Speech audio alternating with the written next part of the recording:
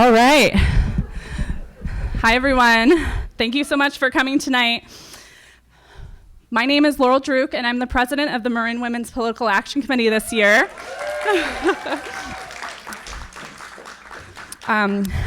Let's see.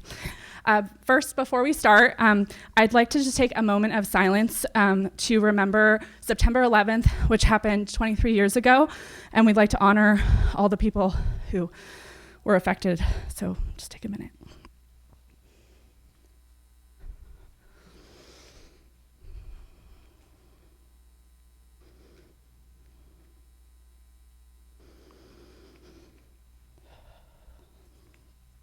All right. So if you don't know, the Marin Women's Political Action Committee's mission is to works to increase women's participation in public office and also to promote and elect more pro-choice candidates to office. First off, we'd like to thank all of the board members and our fantastic volunteers who made this night possible.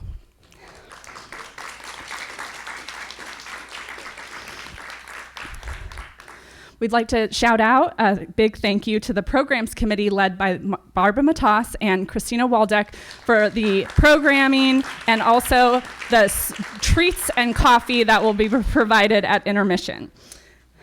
We'd also like to give a huge and warm, big applause for the endorsements committee led by Caroline Brewster for this incredible event and all the work that her committee put in for tonight's and the next two nights' events. This year, Marin Women's PAC is hosting three endorsement nights covering over 21 contested races. That is the first time in our history that we've done that, and it's a testament to wanting to support a pipeline of leaders in our community at all levels of the ticket. So, as you know, there's over 35 contested races, and so we really focused on inviting candidates from those contested races. 55 candidates submitted questionnaires and will be interviewed tonight and tomorrow night and next Thursday. So thank you for everyone who submitted a questionnaire. We are so proud to have so many new faces in the audience. We have over 168 members, and all genders are welcome to join our organization because women's issues and reproductive health are all people's issues. So if you aren't, thank you. So if you aren't a member, there's a membership card at the check-in, and we'd love to have you join us. All right, I think that's all for me.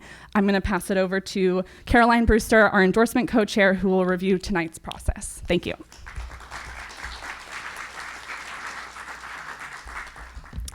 Thank you, Laurel, and thank you again on the behalf of the committee and the board and all the volunteers who made tonight's earlier mixer and our first of 3 endorsement nights.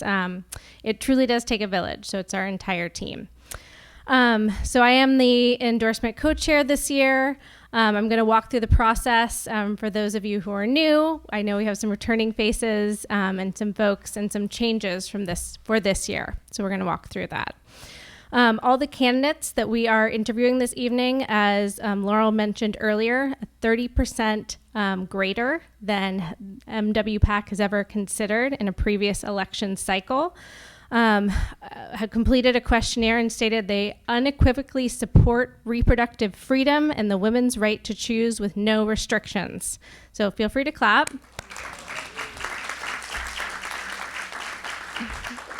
You know, I don't need to point to last night's, I think that there was another candidate forum that occurred, but this is a huge issue from the national level down to the local. So we appreciate that support and you all being in the room this evening.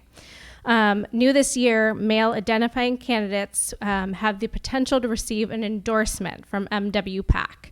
And as Laurel mentioned earlier, we are still continuing to only support financially female identifying candidates. So any member, MWPAC member who's in the room who did their dues 30 days prior to today is an eligible voting member. And if you have not already picked up your ballot at the check-in, you can go and grab it at any point. You are also able to vote at any point in the evening, though we do ask, the reason that we're all in this room today is to hear from the candidates. So if you can participate for as long as you can, we hope that you can hear and then submit your ballot, of course, before you have to go home. If you do not want your vote counted if you do not want your vote counted in a particular race, you can choose the abstain option. There's also a vote for no endorsement. So those are two distinct selections in addition to supporting a specific candidate. You may also notice that there's a presidential race at the top of tonight's ballot and every other night's ballot. She's not in the room today. Sorry to disappoint. But you can come back for those 2 additional nights to make your voices heard on all of our very important local races. And we thank all the candidates and people involved who are not up on the dais tonight. I've met several of them already who are participating in today. So thank you for being here.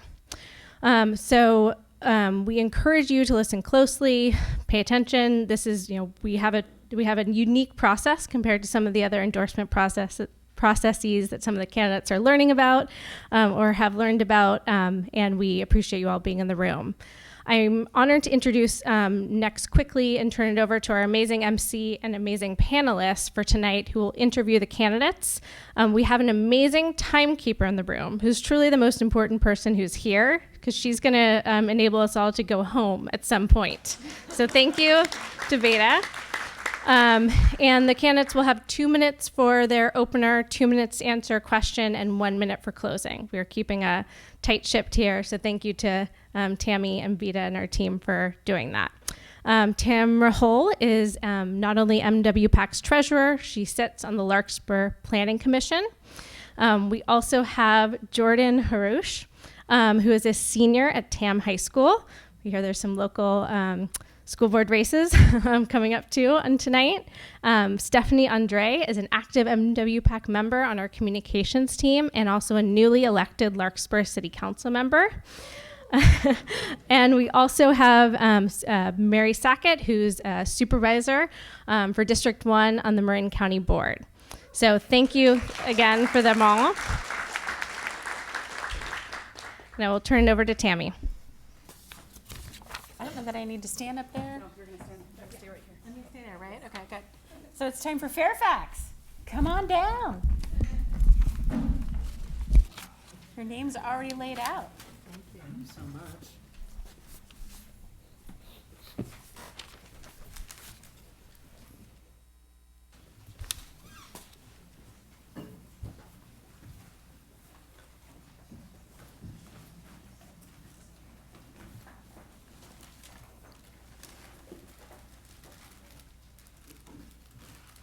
And so the way that we'll do it is we'll start with the person on the left for the first question for every group. So Bruce, you'll be first. And then the second question will then start with Chance. Bruce will be last. If there's a third question, Barbara will start. So first question. Well, no, the opening statement. Oh, right, opening statement. See, we haven't done this for 2 years.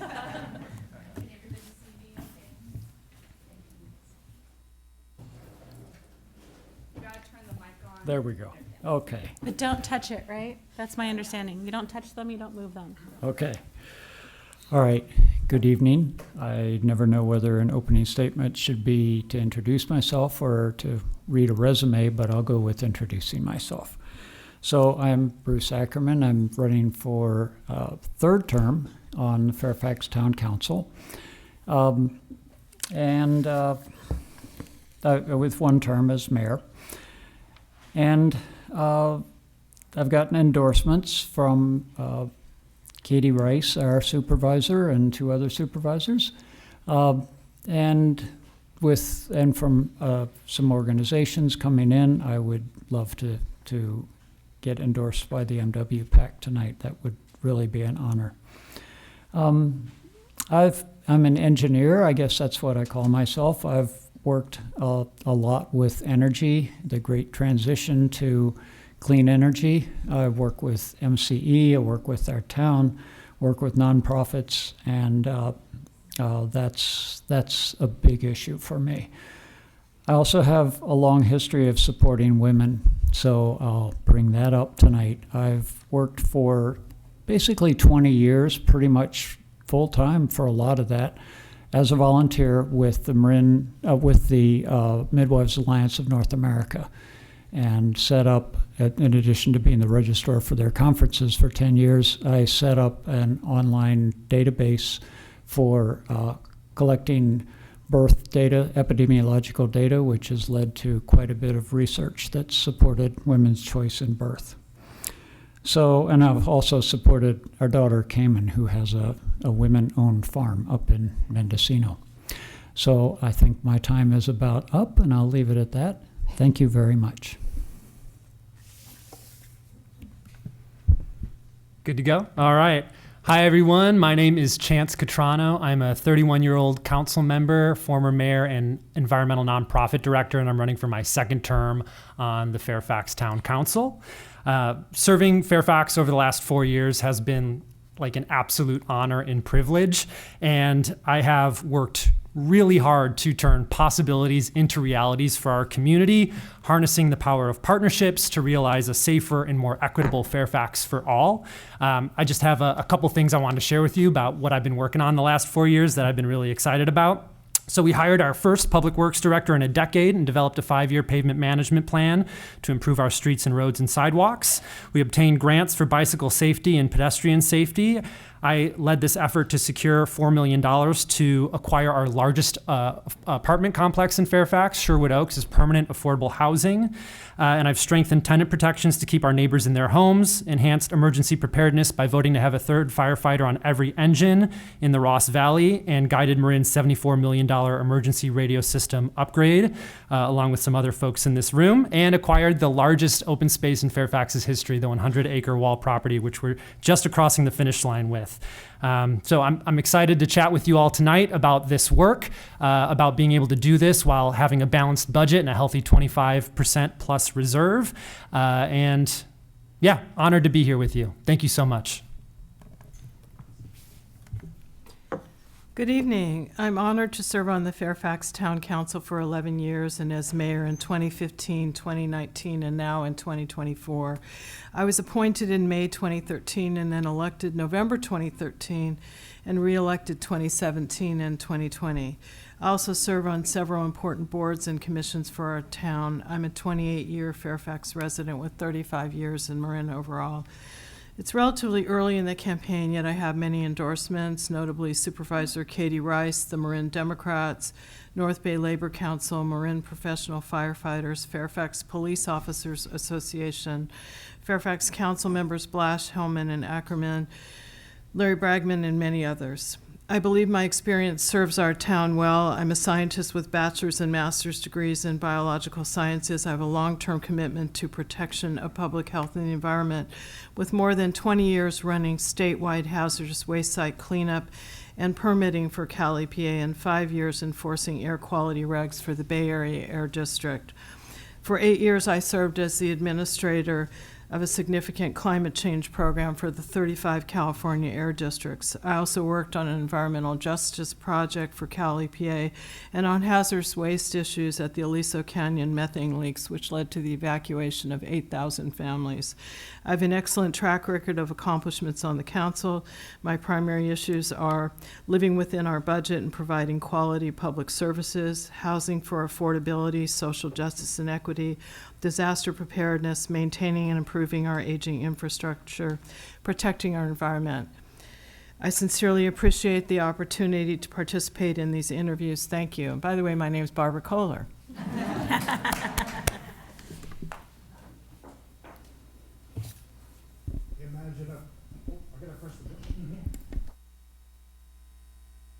There we go. There we go. Thank you. Imagine a Fairfax that preserves its small-town charm while boldly facing the challenges of tomorrow. I'm Frank Ager, and I've dedicated my life to making that a reality. My campaign is built on 3 core principles: experience, respect, and vision. Respect is the foundation of good governance. I believe it's crucial to listen to every voice in our community, whether they agree with me or not. Throughout my 7 terms as mayor of Fairfax, I've always treated everyone with the utmost respect. It's about creating an inclusive community where every voice matters. Experience sets me apart. As a 7-time mayor, I've been in the forefront of making Fairfax one of the best places to live in California. I've authored hundreds of Fairfax's ordinances, from banning pesticides to protecting our open spaces and establishing living wage laws. These efforts have directly shaped our town's character and quality of life. Beyond Fairfax, I've served as California's first coastal commissioner, created the Ross Valley Paramedic Authority, and now lead the North Coast Rivers Alliance. As owner of Cazadero Winery, I understand the challenges that our local businesses face. My vision for Fairfax is clear. I want to keep our town special while meeting new challenges. I'm committed to preserving our small town charm, enhancing public safety, protecting our environment, and supporting local businesses. We need to adapt to the future while keeping what makes Fairfax unique. We do not need high-rise housing towers to meet our RENA goals. With your endorsement, Fairfax can remain the shining example of small-town excellence as we meet the demands of the future. Thank you very much.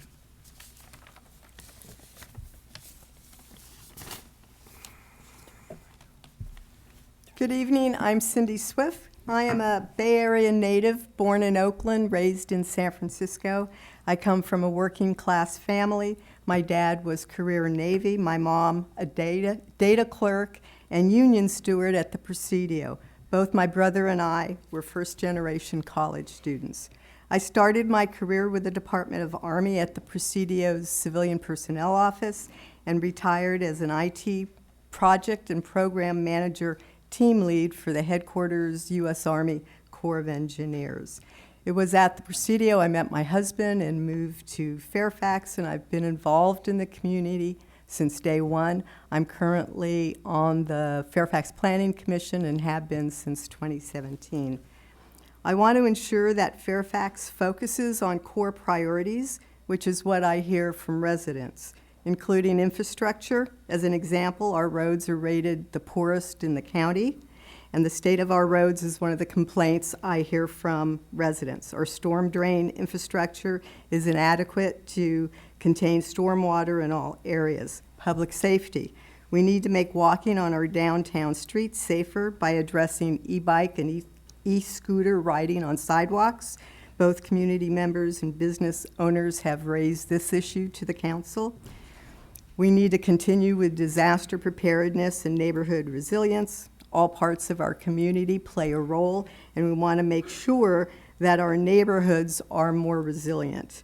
I want to continue to advocate for affordable, compatible, and sustainable housing to include the viability of our existing rental stock and continued preservation of our open space and environment to include our nighttime environment.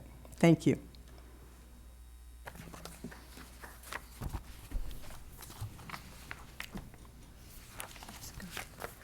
Bruce, you'll ask Bruce the first question. Okay.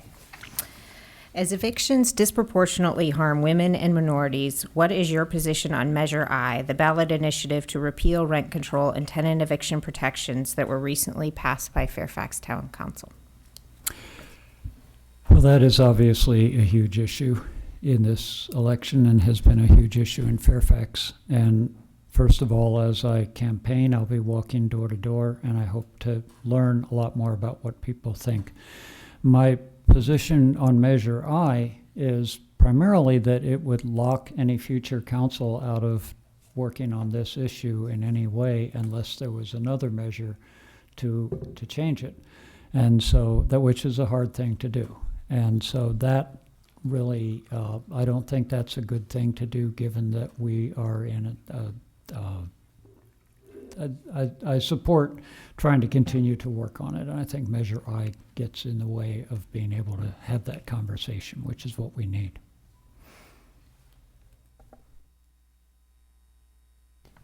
I'm up next. All right. So it's no secret that I was one of the folks who spearheaded the improvement and strengthening of our tenant protections in the town of Fairfax in 2022, and then the amendments we brought in 2023, which I think are balanced and sensible. For folks who don't know, 75% of Fairfax renters are low income, with over a third earning between 0 and 30% of area median income. It's a lot of fixed income seniors. It's a lot of young families. And personally, the reason that I wanted to implement these ordinances, aside from being a renter and hearing these stories, is I have many friends, including my partner, who was a single mom raising a child in Fairfax, trying to make ends meet, living in the front room while her son was sleeping in the bedroom. And I've had single mother friends who were evicted from their housing and have moved 10 times while trying to raise their son in Fairfax, just trying to make ends meet. So thank you. So I'm opposed to Measure I. Measure I would just largely overturn our renter protections in Fairfax. And my concern is something that Bruce mentioned. If Measure I passes, we will not be able to make any changes to the ordinances unless there's a vote of the people. If Measure I doesn't pass, and we're hopeful it doesn't pass, is that we would be able to fine-tune the ordinances over time. I was concerned during the process that we were ignoring or not thinking about mom and pop landlords. And one of the things I pushed for were carving out some smaller units and what I considered to be some more reasonable type approaches, as well as doing specific outreach to landlords. And that didn't happen. We had a significant public outcry, and what has happened is the result is Measure I. Thank you.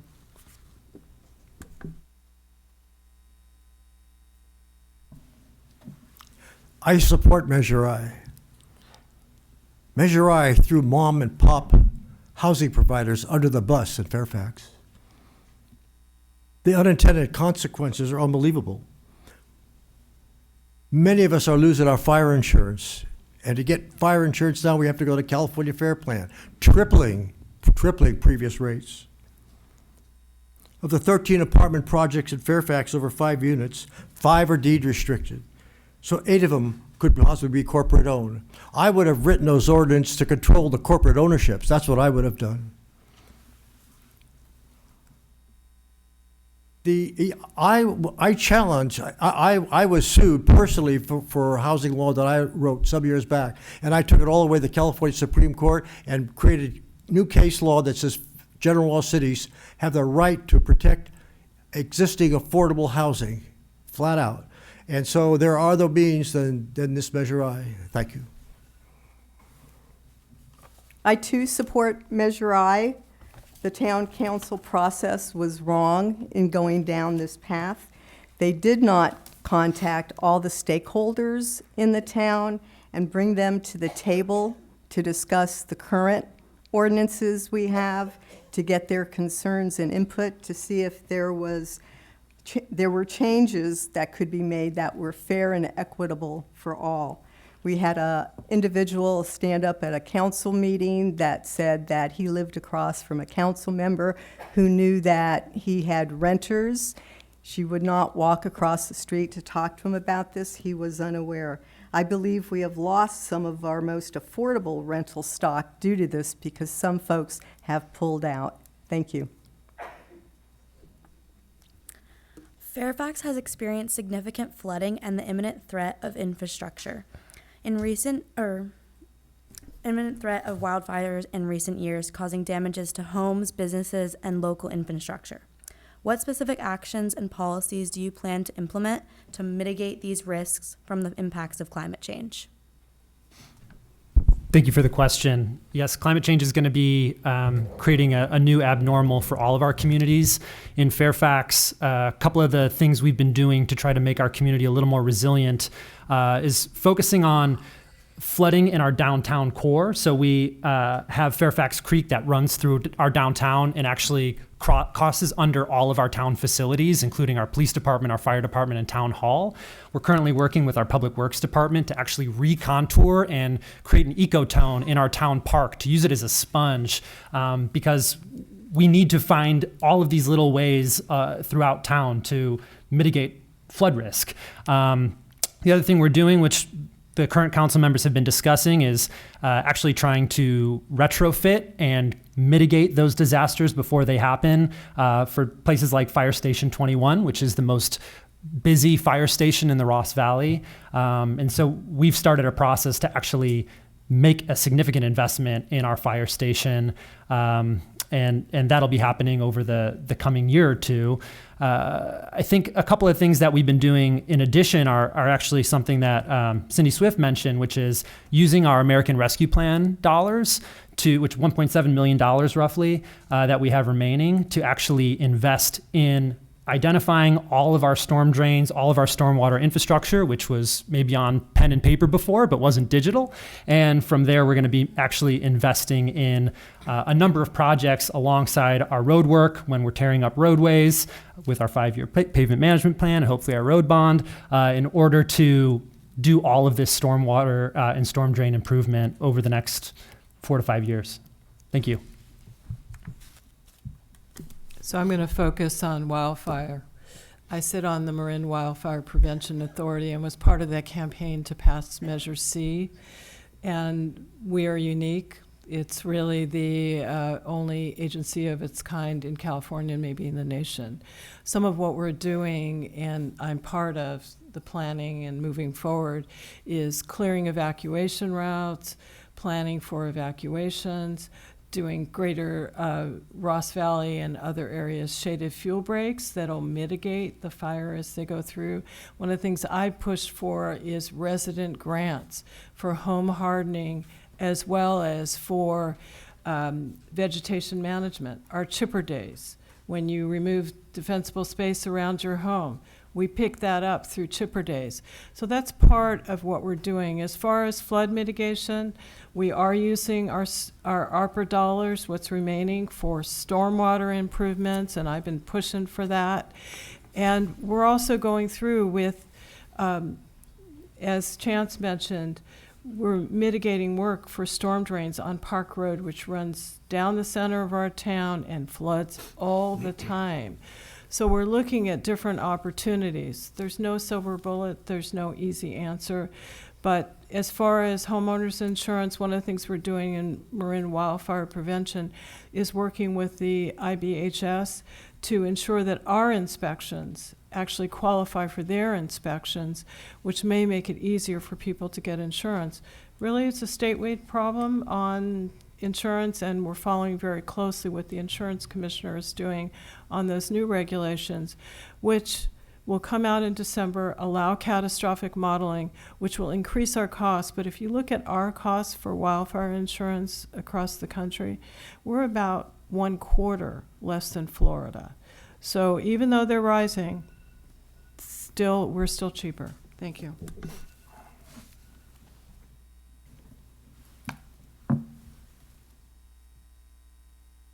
Wildfires are the greatest threat to Fairfax. In 1945, the fire that came over Mount Tam headed right to Fairfax, to the Cascade Canyon. The Marin County Fire Department was preparing to evacuate the town of Fairfax, and the wind shifted and took that fire out to Lagunitas. We need immediate fire response. It's got to be all out for any fire that's occurring in and around the Fairfax area. Most of Fairfax is in a wildland urban interface zone, and the rest of the town is in a floodplain zone, 100-year floodplain zone. So we're in a tough spot. But what we need is massive conservation program. We keep going out and finding more electricity, like keeping Diablo Canyon Nuclear Power Plant online for another 20 years. Well, we need a massive conservation program. Statewide, conservation works with water, it'll work with electricity. And we can have sufficient energy resources to provide enough plugins, enough electrical hookups, enough chargers, without decimating our environment over it. Thank you. So I think we were talking about flooding in the downtown area. We've already mentioned that our storm drain infrastructure is inadequate. The last time it was addressed was with a 1999 bond measure. And it's not only the flooding in the downtown, but the storm drain infrastructure in the hills will overflow. I was with the flooding in the late 80s, remembering hitching a ride from Bon Air on a flatbed to Butterfield, and then hiking to my house up in the hills and walking up a hill in 3-foot rushing down water. So it's not only the flooding in the downtown, but it's the overflow that's affecting the hills and the community as a whole. So we do need to address that, and it is being looked at now with an overview of all of the storm drains, and then we would look to seeing what we need to do to mitigate the storm drain effects up in the hill as part of our bond measure.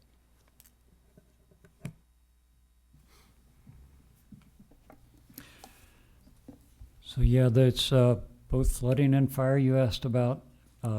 I actually am the chair at this point of the Flood Zone 9 Advisory Board, so have worked with that board.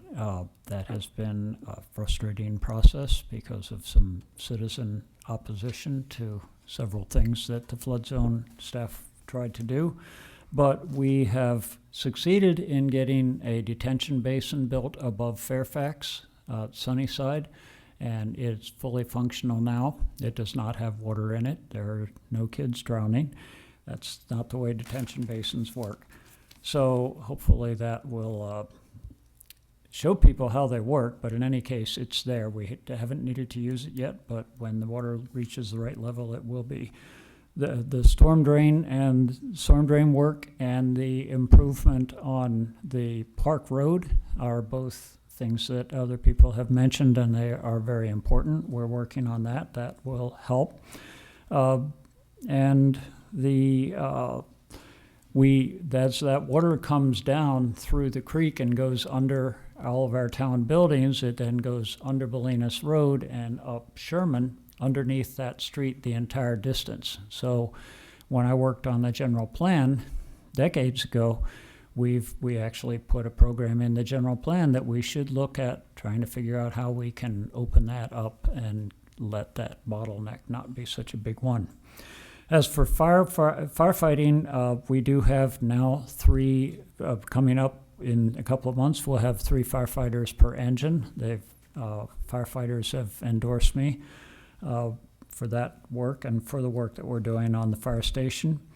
And I'm working on a resilience center in the pavilion that would give us a place to gather when the air's okay.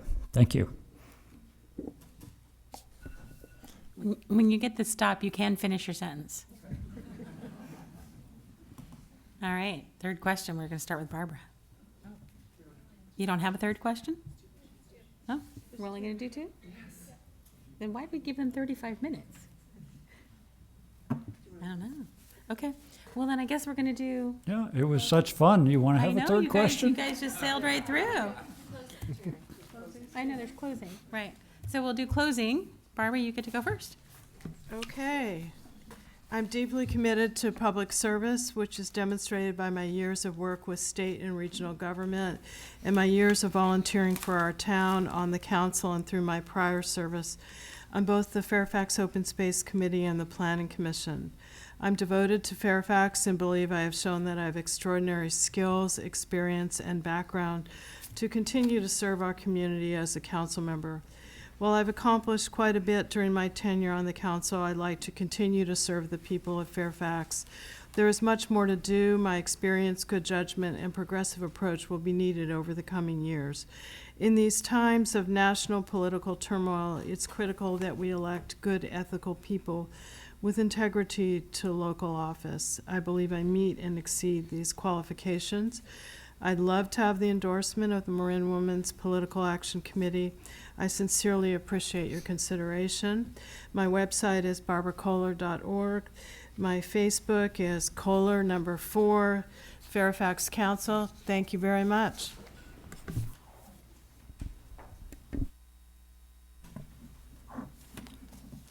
My day job was a commercial driver. I'm a former San Francisco Teamsters Union president. I don't know, I worked with the original Jimmy Hoffa.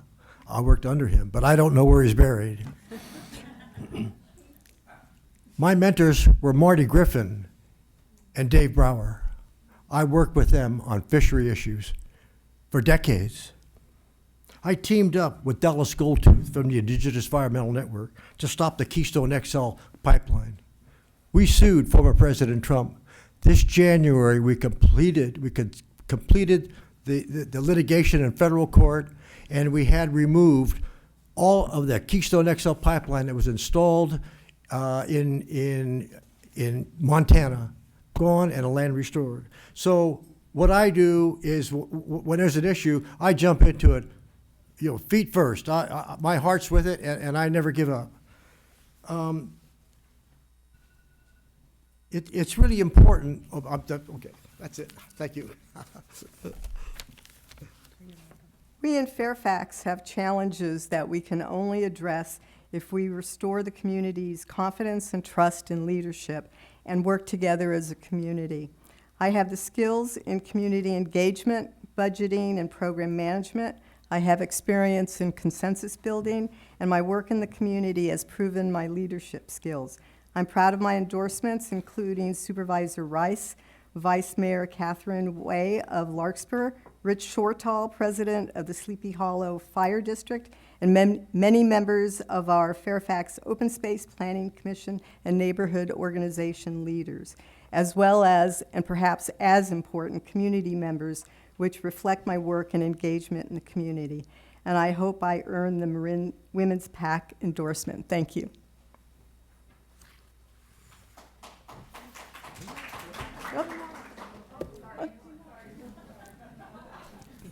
We're still having fun up here. So thank you all. I certainly hope to and would really appreciate and ask for the Women's PAC endorsement. I've received the Women's PAC nod before, but now we could actually be endorsed. Fairfax is an interesting community. It's kind of got a couple of sides to it. It can be the friendliest, most welcoming, fun, easygoing place, and then it can turn into just a fight. And right now it's in that mood. And I know a lot of that is because of the rent stabilization, but it's not all of it. It was actually happening already, and it's an election year, so it happens. But I'm going to be walking door to door. The town needs a conversation, and that's what I can do. So I hope that we can get through this. Thank you.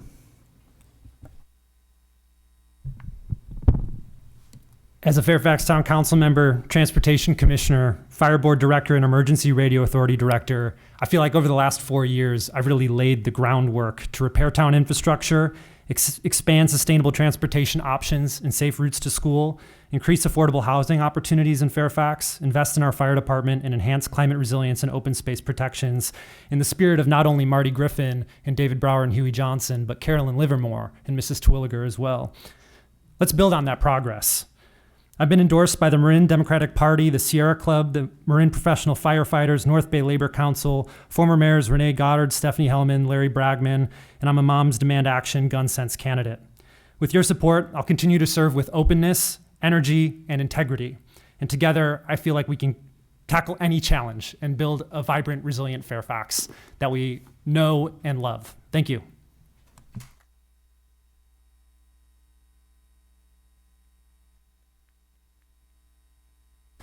Thank you all. So we're ahead of schedule. Hey. How are you? Is all of Sausalito here? They're coming. Okay. Yeah. I'm going to sit here for a second. But Melissa Blessing is running over. But yes, I think you should just call them up.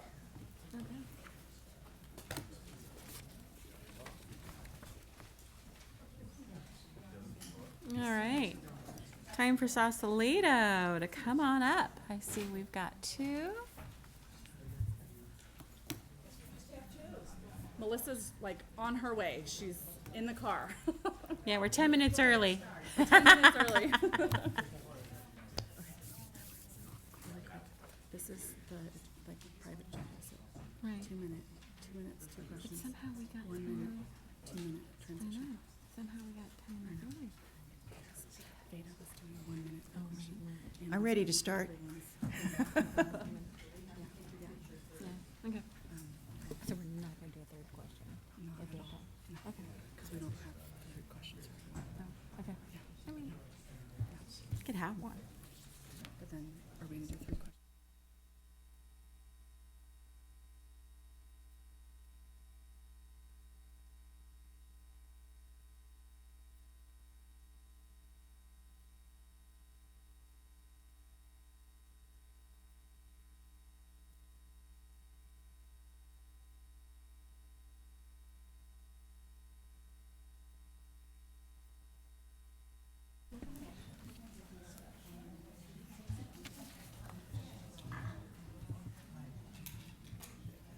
Since we're running early and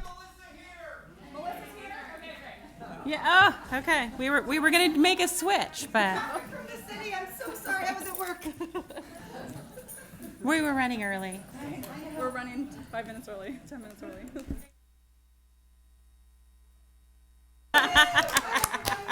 Do you want this? Sure. I don't need it though. I'll take.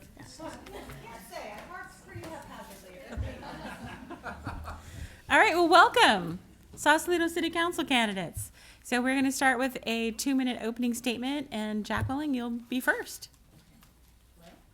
You guys, is it on? Turn on the green button, but then don't try to bend the mic. Hello? Yes. Okay. I'm Jacqueline Amricus. I'm not a politician. I'm just a regular citizen. And I'm running for city council because I have concerns about how the city budget is being managed. I've been a CPA for 30 years, as well as a small business owner and resident in Sausalito for 20 years. I understand financial management and governmental accounting.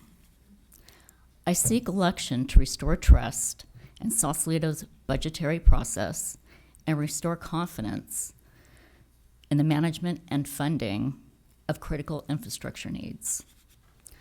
Sausalito is my home, and I'm running because I have the knowledge, the skills, and passion to make a difference and improve the city's stewardship. I may speak softly, but I have a sharp pencil. My name is Jacqueline Amricus, and I ask for your endorsement in this critical election.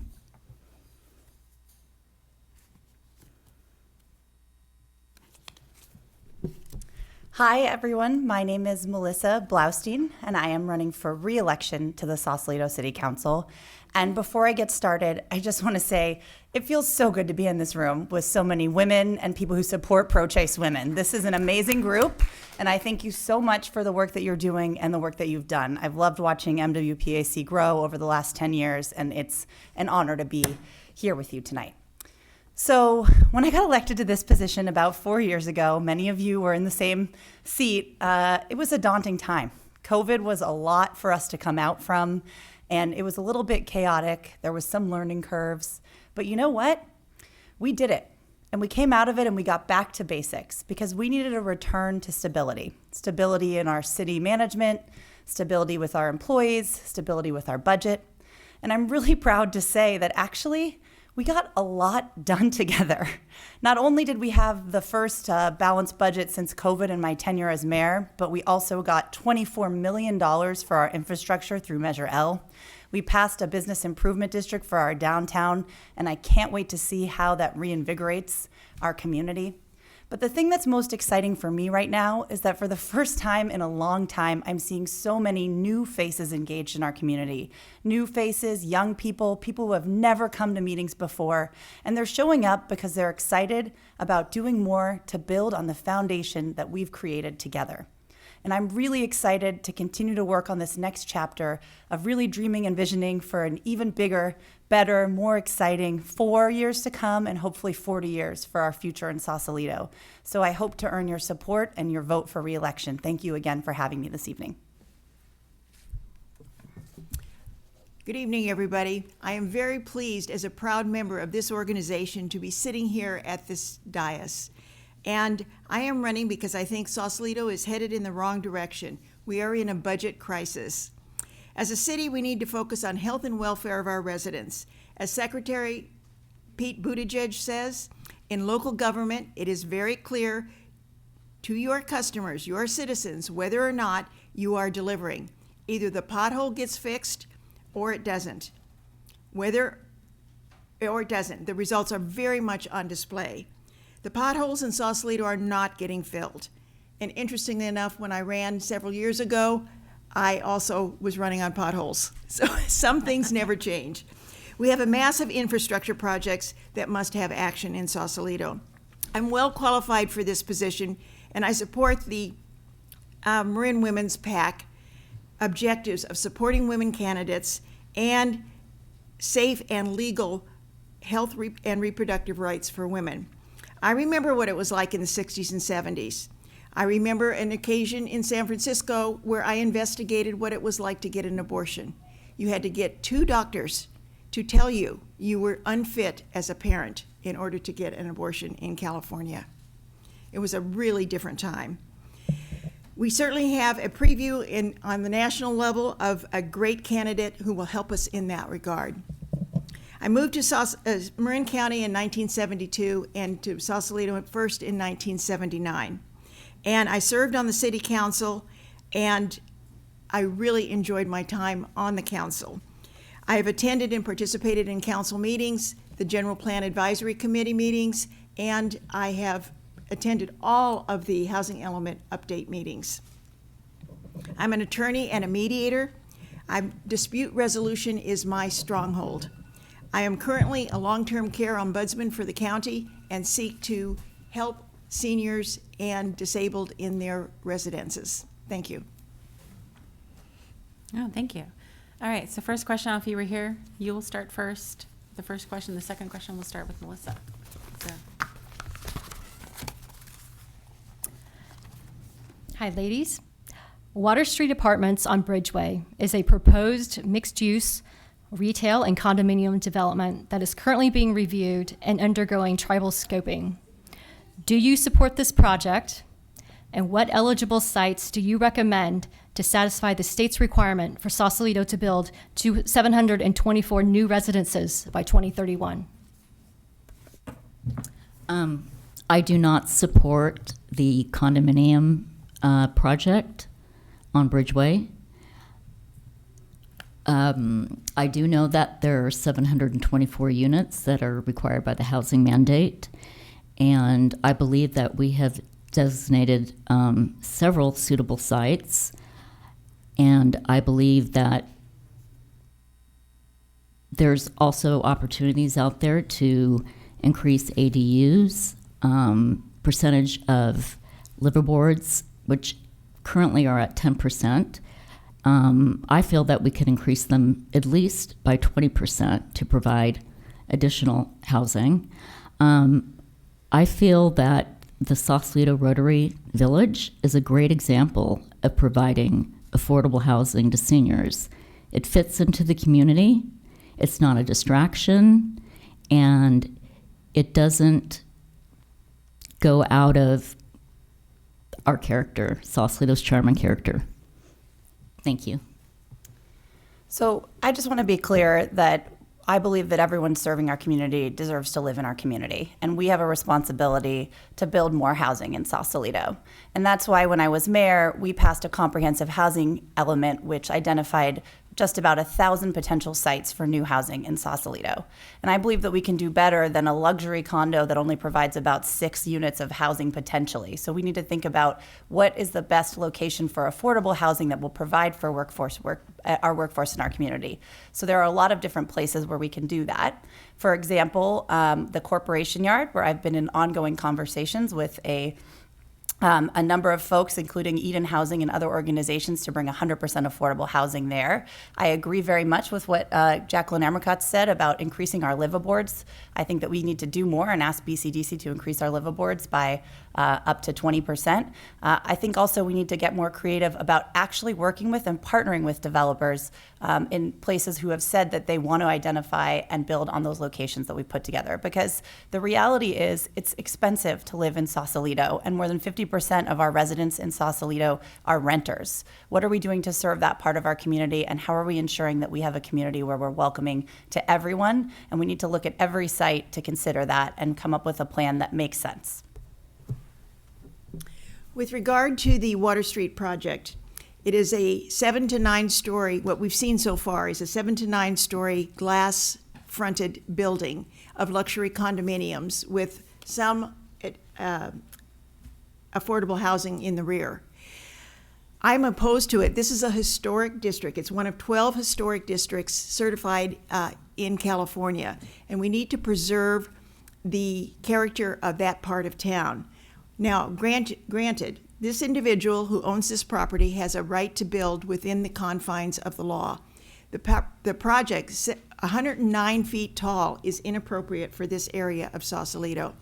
With regard to housing in the rest of Sausalito, during the housing element update process, we made a concerted effort to make sure that the burden was spread throughout Sausalito and not on one specific area. I also am a proponent of ADUs and JADUs. I think this is one way in which we can really get affordable housing in Sausalito, and I'd like to see the process streamlined so that it can happen. Increasing the liveaboards and increasing the potential for floating homes is another area in which we could get some ground hold, water hold, if we could cooperate, if we could get cooperation from BCDC. The Rotary Village, as Jackie mentioned, was a really great example of how we can get affordable housing in Sausalito.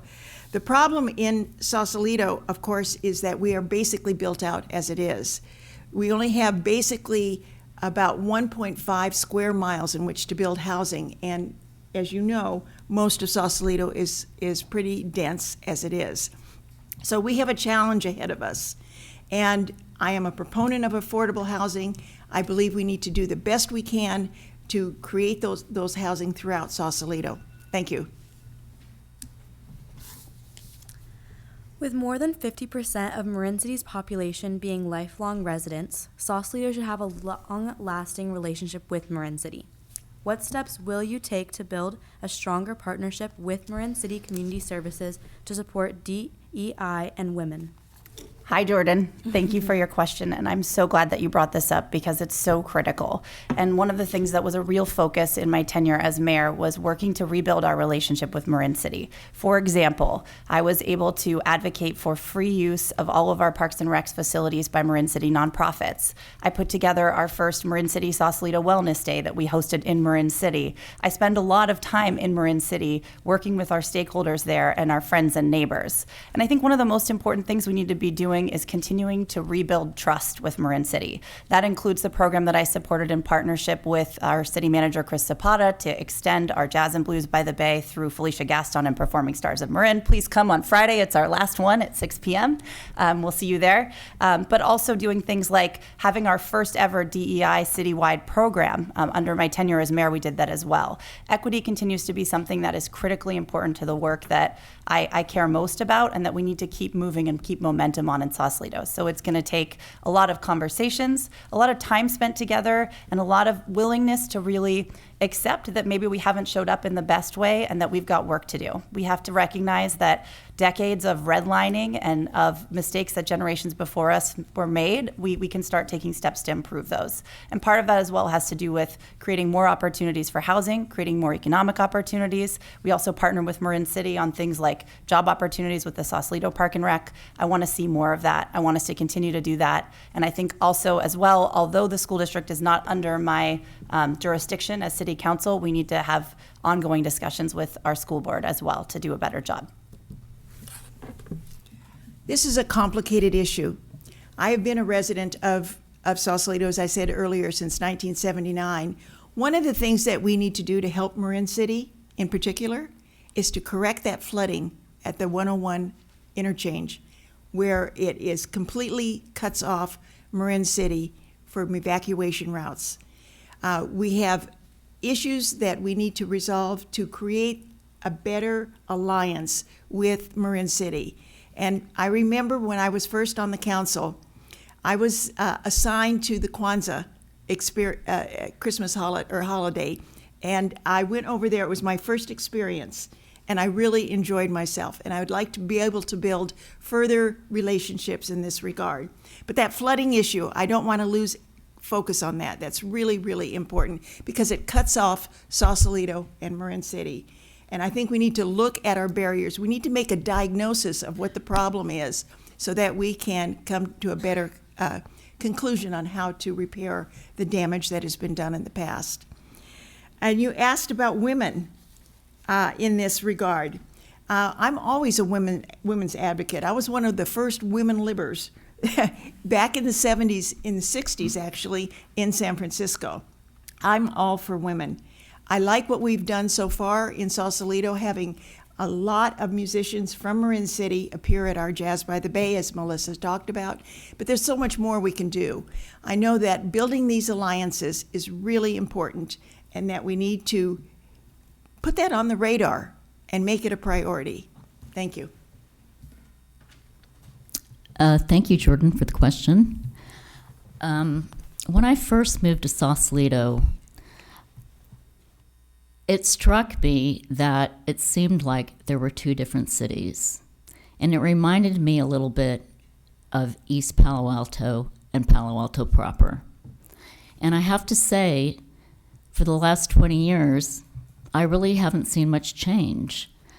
I do see participation from individuals in Marin City as far as jazz by the Bay, but I think we can do more than that.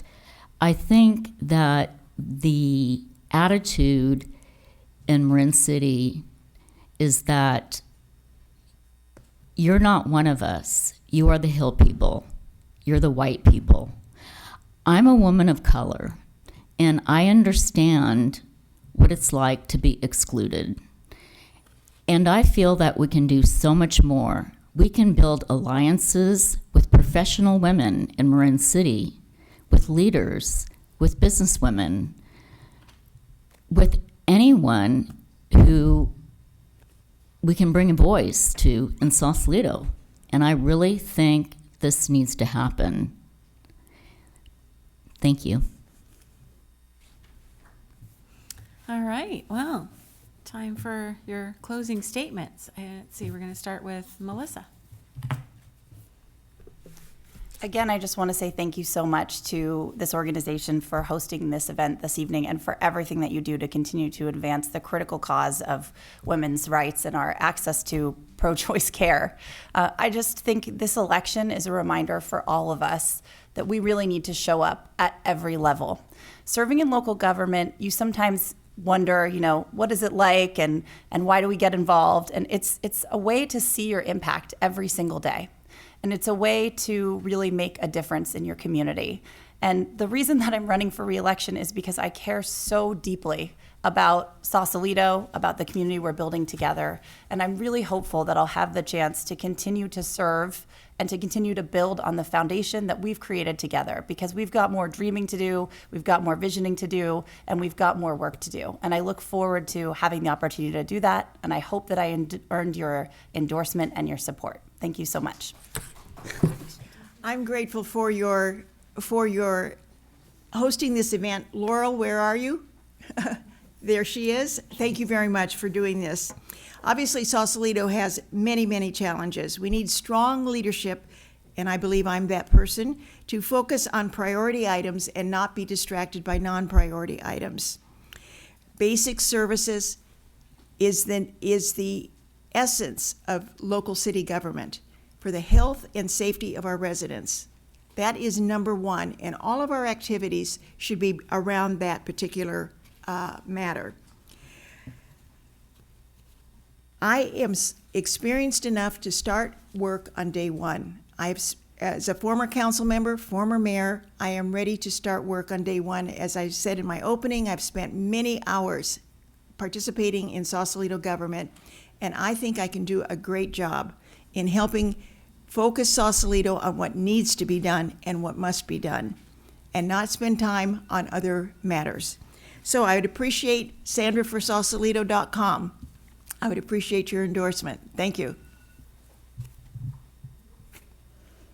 I would like to thank Laurel, there she is, and the Marin Women's Political Action Committee for your mission of supporting women candidates and the health of women and their legal access to reproductive freedoms.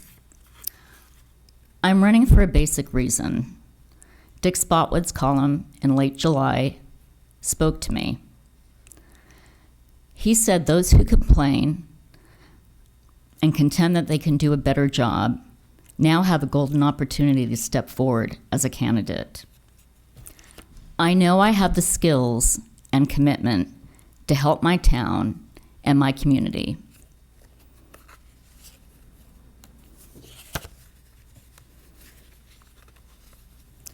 I would be deeply honored to have the endorsement of this amazing group.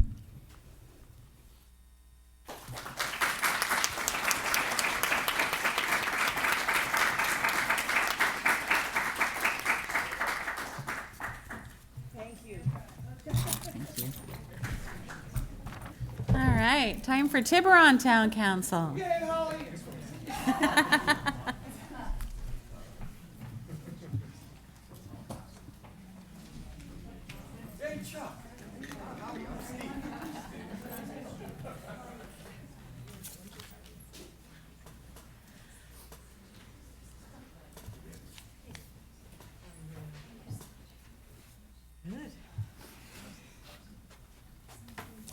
Hello.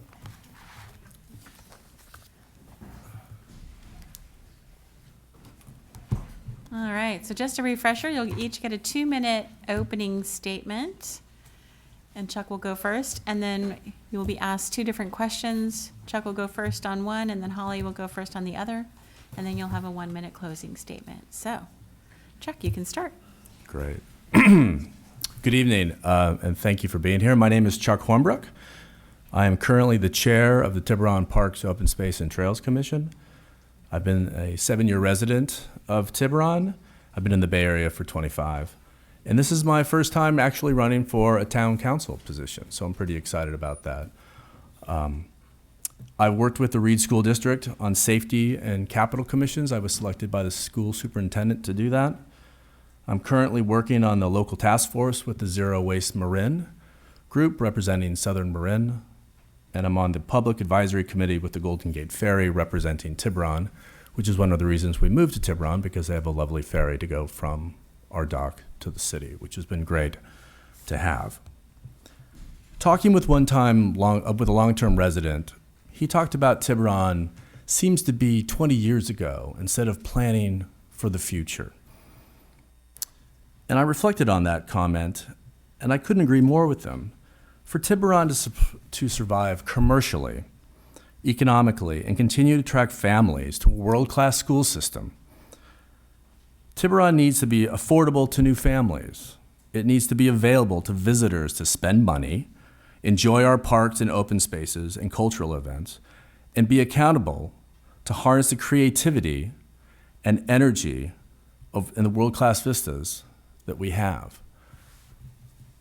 I'm also thankful to be to know that I'm endorsed by the former head of the Reed School District Foundation. She's also was former head of the Tiburon and Belvedere Library Foundation, as well as the current and former heads of the PTA.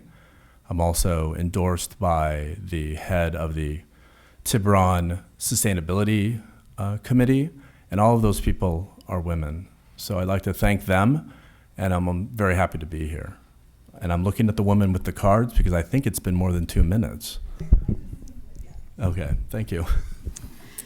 Hi, everybody. My name's Holly Thier. I'm Vice Mayor in Tiburon, and I have to tell you that I just cannot talk about me at this moment. I want to talk about last night. You know, we stand in a moment in time when democracy hangs in the balance, a woman's right to choose, all of the values that we hold dear. A candidate who actually said, who shall remain nameless, who said, our country is killing babies after birth. After birth. He accused the other candidate of performing transgender operations on illegal immigrants in prison. Okay?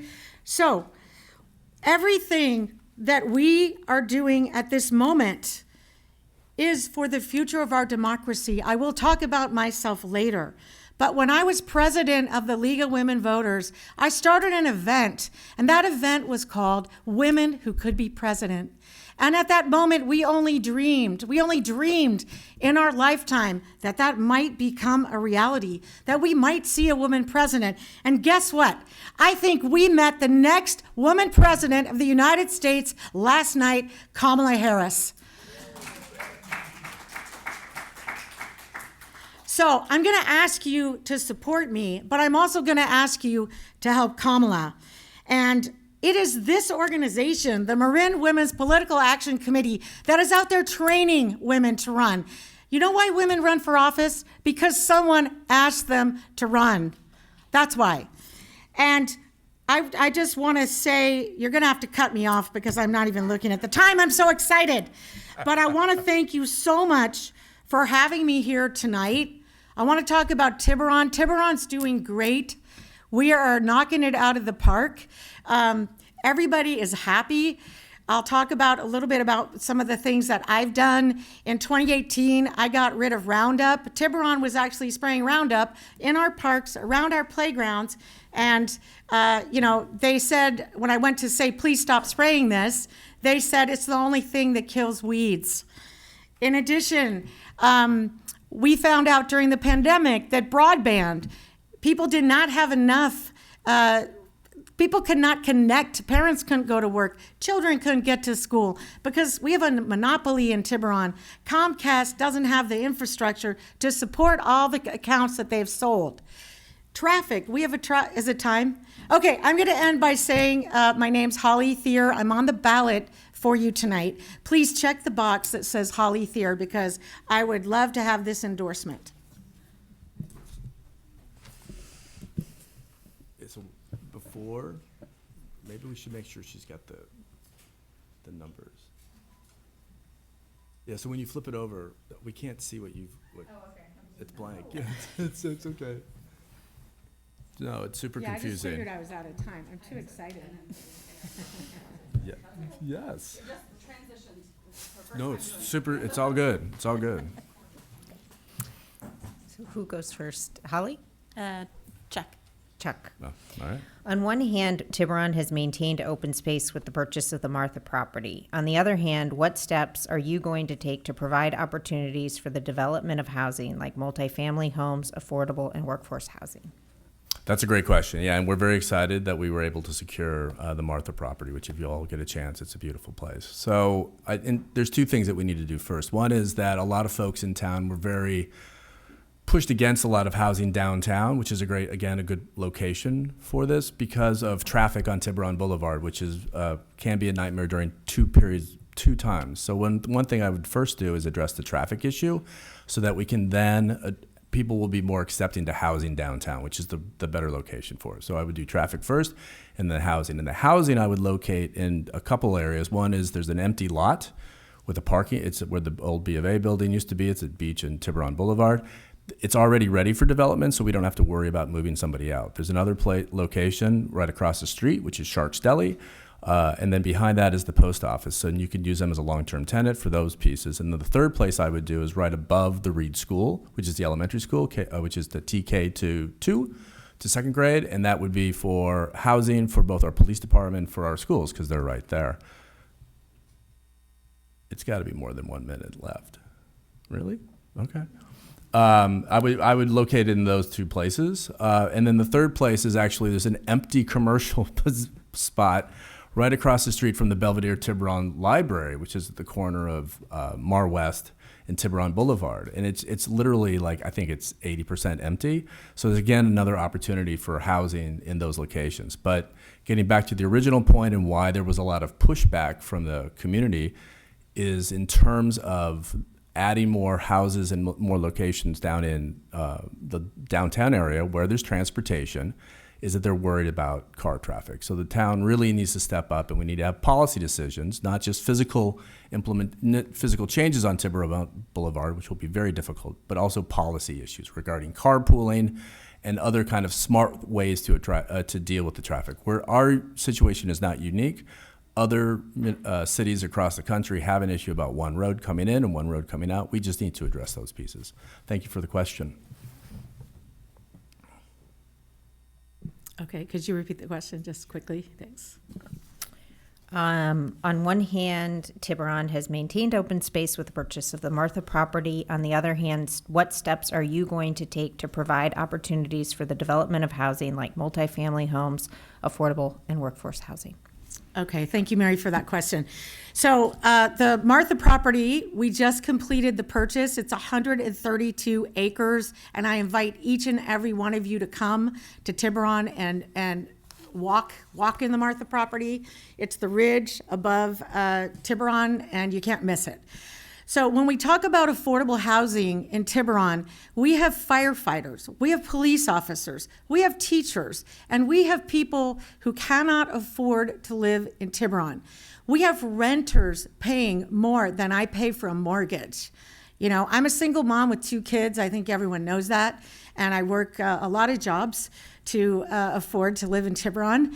And we need to do better. We did identify through our housing element recently many sites that will be appropriate and good for affordable housing. And I'm excited to see some of that housing get built. Tiburon is in a unique position. We don't own land, so the town itself cannot go forward and build a housing project. However, we do own units. What Tiburon does do to encourage more affordable housing is we buy units in buildings, and I'm going to continue that policy. In addition, I'm also going to look at something we already asked our town to do, which is to market more for ADUs and JADUs. This is a wonderful opportunity to help build more housing.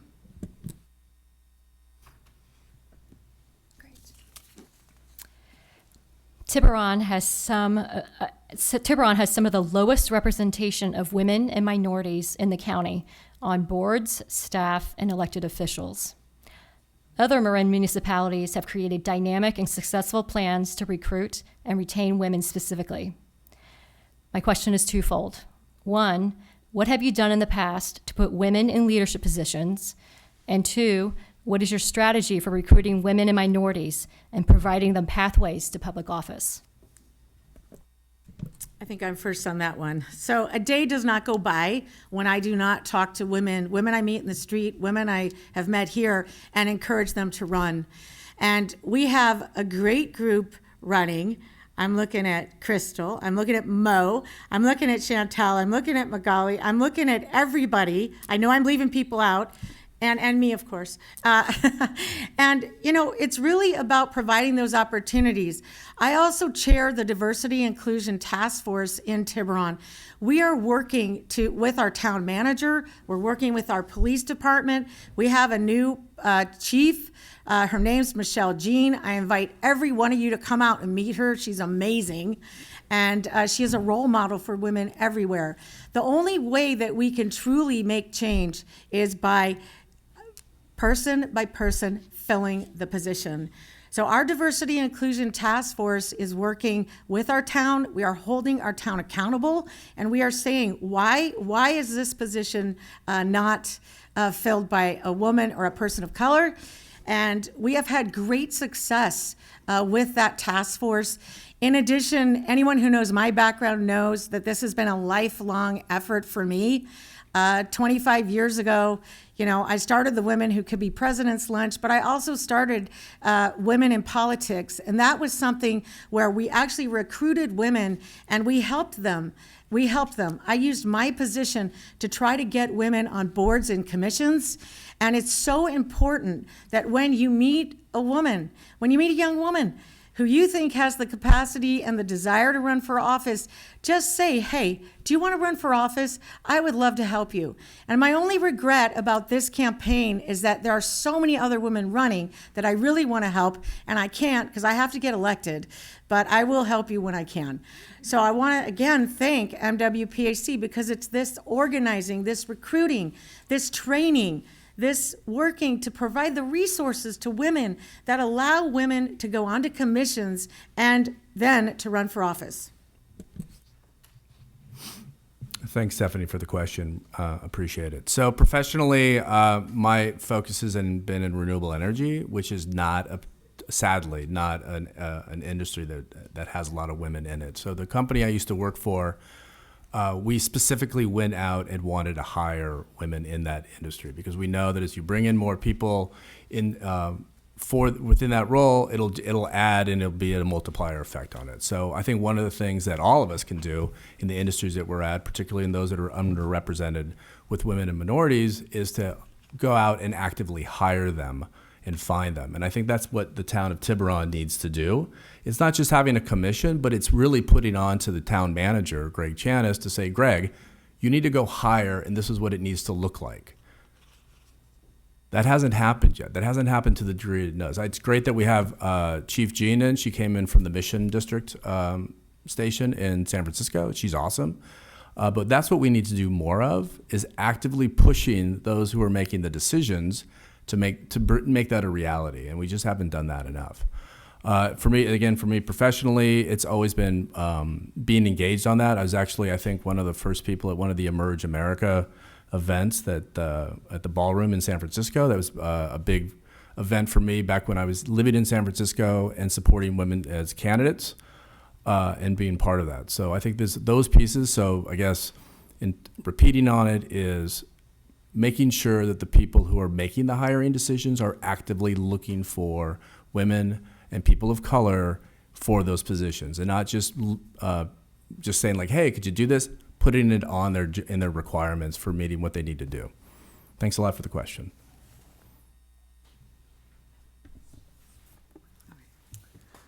Okay. We're doing three? Yeah, we're doing three, so just one more.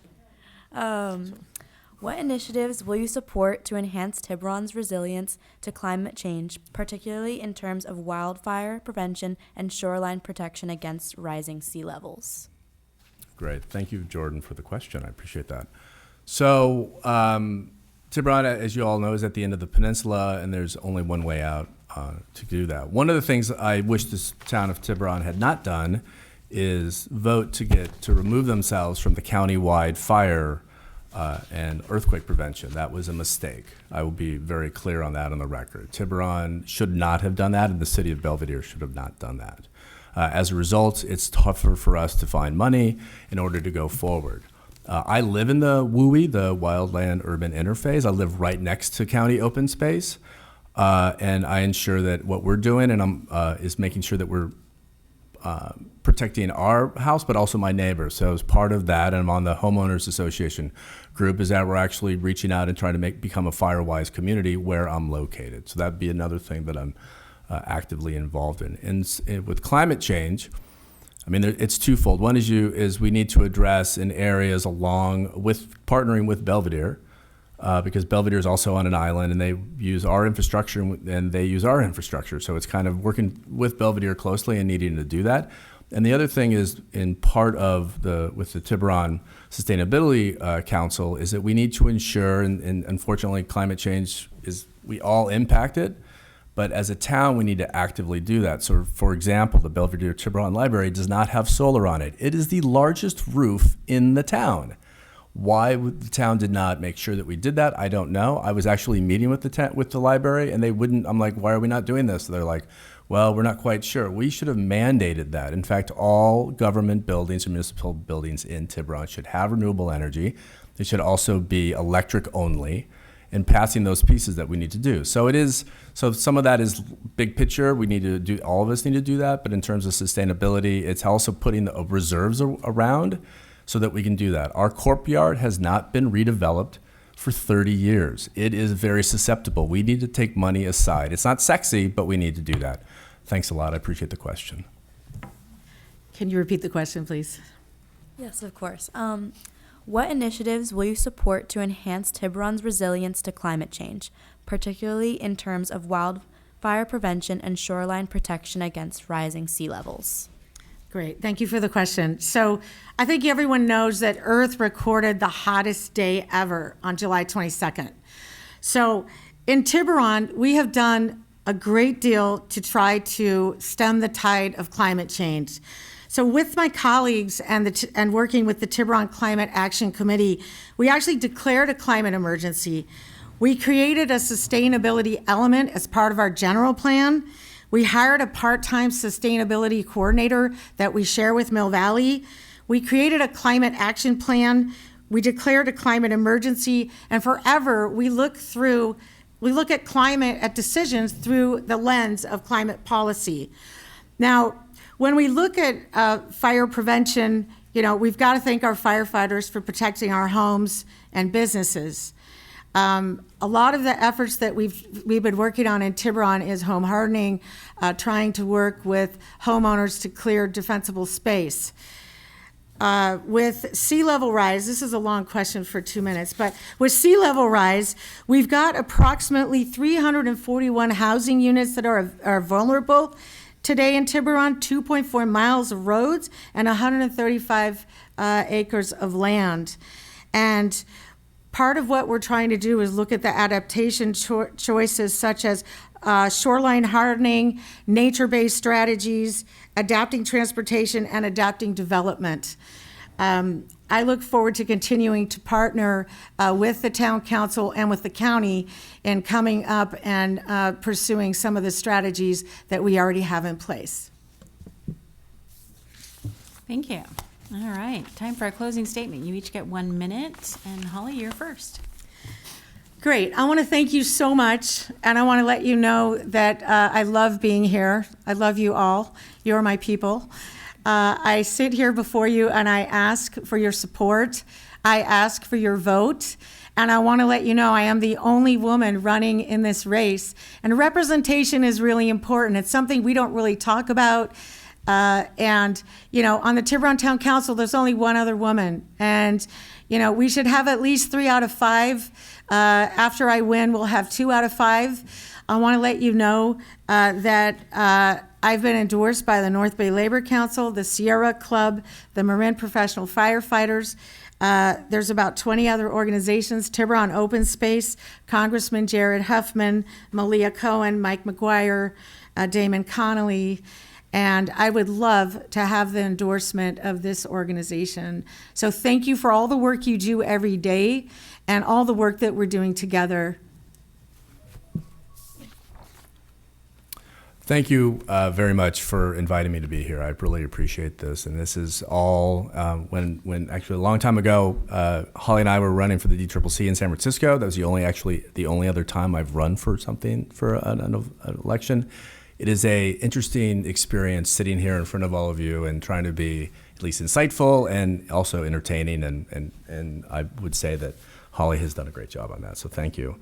Thank you for your energy. It's awesome. I think it's great. I believe leadership is a willingness to choose service over selfishness, compassion over convenience. The town of Tiburon should have somebody who delivers sensible solutions promptly and is trusted as an outcome-focused collaboration partner who will work with their council members, with the town staff, and the Tiburon community to advance the solutions and find consensus not avoid decisions. In the past, the town has avoided a lot of hard decisions. That's what town council members are there to do. We're there to make difficult decisions, and yeah, people get annoyed. I mean, even as a parks commissioner, they get annoyed with me, and I'm just making policy recommendations to the town council. So it's really that importantness. So I appreciate your guys being here, and I would appreciate your support. Thank you so much. Importantness.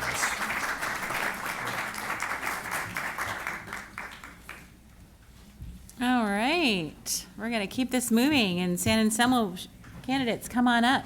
And if you are ready to complete your ballot and you want to leave early, Catherine Hilliard, raise your hand. She's got the ballot box. She's back there in the back. You give your ballot to her, put it in the box, and we'll make sure it gets counted at the end of the night.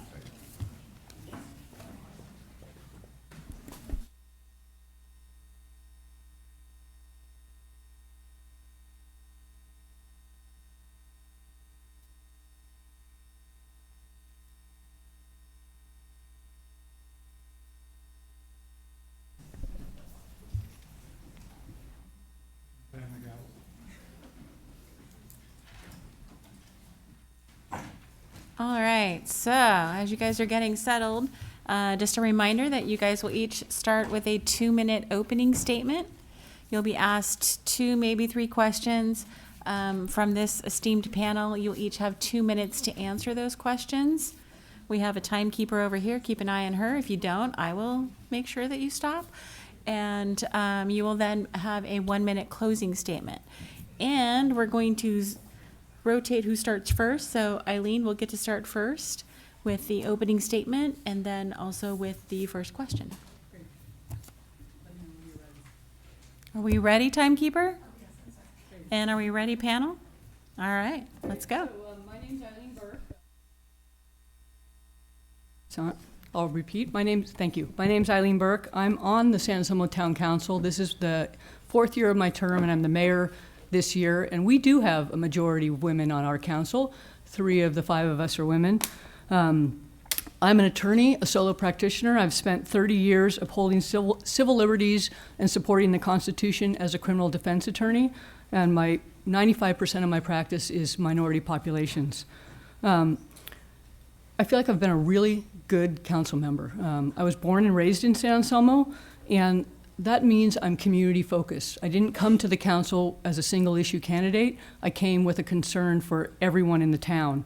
And because I was raised there and raised my own children there, I understand young families and what they want, that they want safe routes to school for their kids. They want good recreational opportunities. I have a parent who's almost 91 years old now living in town. And I understand that as we get older, how we deal with the elderly, and if we're age-friendly is important. I've been both a renter for 15 years in town, as well as a homeowner now for 12 years. So I understand affordability. I'm both a biker and a hiker, and I understand those issues. I know that our town residents want things like the basics: roads, disaster preparedness, facilities maintained, and the smooth planning and building department. And they also want what makes life better and more enjoyable: unique recreational spaces and community events like our Live on the Avenue. What I've spent the last 4 years focusing on is our parks. I recruited contractors and artists to help us restore our playground that hadn't been done in 20 years. Our fields, we put in new grass that hadn't been done in 100 years.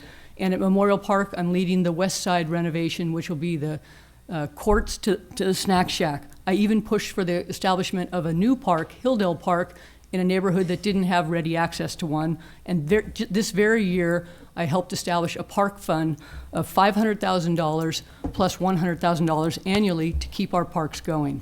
That's my agenda, is the things that our town residents need and want. How do you know when to start? All right. Hi, my name is Ford Green. My name is Ford Green, and thank you for your time, attention, and evaluation.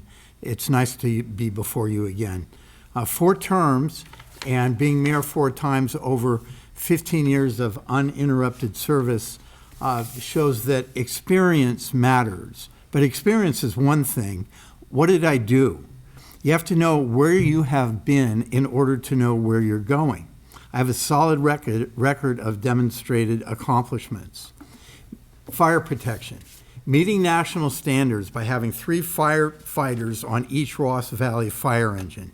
As president of the Ross Valley Fire Board, I successfully negotiated fighting parties to consensus when determining the allocations of money and labor resulting from the town of Ross closing its fire station. The Marin professional firefighters are endorsing me. They say, "We loved Ford when he was in office. As president of the fire board, he was our champion. Revitalizing downtown, live on the avenue, preserving Creek Park Plaza, supporting the development of parklets. Fiscal oversight and accountability, consolidating Twin Cities and San Anselmo police departments into one, saving our town millions. Helping save Memorial Park from being turned into an ineffective flood detention basin. Helped stop an unnecessary and bloated $9 million tax for improvement of Memorial Park. Municipal improvement, maintaining and repairing our roads and infrastructure, our library, public art, the North-South Greenway and Larkspur Landing pedestrian bridge when I was on the TAM board. Open space, Sky Ranch, restricting McMansion development through the adoption of an FAR and prohibiting rainy day excavation. And I think I'm at 2 minutes.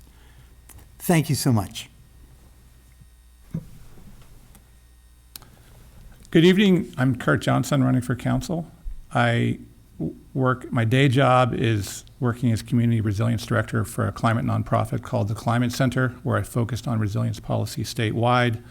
I've worked in climate my entire career. I just recently wrote a bill for Senator Skinner related to bidirectional EVs. It's currently sitting on Governor Newsom's desk. I hope he will sign it. There's a very small number of clean energy bills that are making it through. Hopefully that one won't go through. Why am I here? We are sitting in one of the richest counties in one of the richest states in one of the richest nations of the world, and we are not yet doing what we need to do to make ourselves more resilient in the face of what we see coming: wildfire, power outages, flooding. And we're not yet reducing our emissions commensurate with what climate science says we need to do to reduce our emissions. I would like San Anselmo to be a leader in reducing its emissions and getting to a fossil-free future. I've got a lot of experiences related. I worked at the EPA, I founded the Renewable Energy Program, I worked for the PUC on solar industry, I worked in the private sector as a solar and small hydro developer. When I was chair of the Climate Action Commission in San Anselmo, I led the development of the EV plan, which is a model for other counties, for other municipalities. When I was chair, we updated our climate plan, thanks to Alexis and a lot of other people on the council. We started advocating for a solar microgrid, which will be built in 2025 as a way to keep the lights on using solar and local storage instead of the diesel generator. And there's much, much more we can do. There's record-setting federal and state monies available. I've never seen this much in my career. The town of San Anselmo is in strong financial position at the moment. And the town just wrote $1 million check to a consulting company to write a general plan. Working together, we can envision a fossil-free and climate-resilient future and get on with building it. Thank you. Good evening, everyone. I'm honored to have the opportunity to be here with you tonight. Thank you so much for having me. I'm going to take a page out of Holly's book for a moment and just talk about women. My name is Yoav. I use he, him pronouns. I am a cisgender male. I live in San Anselmo, and I'm a proud husband, father, son, cousin, uncle to a lot of very strong, incredible, vibrant, resilient, intelligent, capable women in my life. And I will say that, in fact, those women are nothing short of remarkable. They embody strength, resilience, kindness in everything they do, whether it's through their leadership, whether it's through their compassion or their dedication to their families and their communities. They inspire me. The women I know, like the women in this room, are role models, and their contributions make the world a better place. But As I sit here, I know and I want to say very strongly that advocating for women's rights shouldn't require someone to be a husband, shouldn't require someone to be a father or to have close ties to women in their lives. Because when we frame it that way, we risk making the conversation about ourselves and our personal connections rather than actually centering the voices that matter. Supporting gender equality and women's equality should be a commitment to fairness and justice, not just for the women we know personally. And so then the central question you're going to be asking is, okay, Yoav, but what will you do in San Anselmo to advance women's leadership? And how do we know you're the right person for that job? And let me suggest something controversial for a forum like this. Talking about my qualifications in the context of gender equality risks reinforcing the same issue of centering the conversation on me rather than centering and focusing on the real work that needs to be done. And the real work that needs to be done is encouraging and supporting small business women's owners, actively recruiting women into leadership, supporting local child care, and prioritizing affordable housing and rent control so that we can offer women and lower income earners affordable, stable living conditions. With those types of policies in place, in San Anselmo, we can lift up women and ensure they thrive.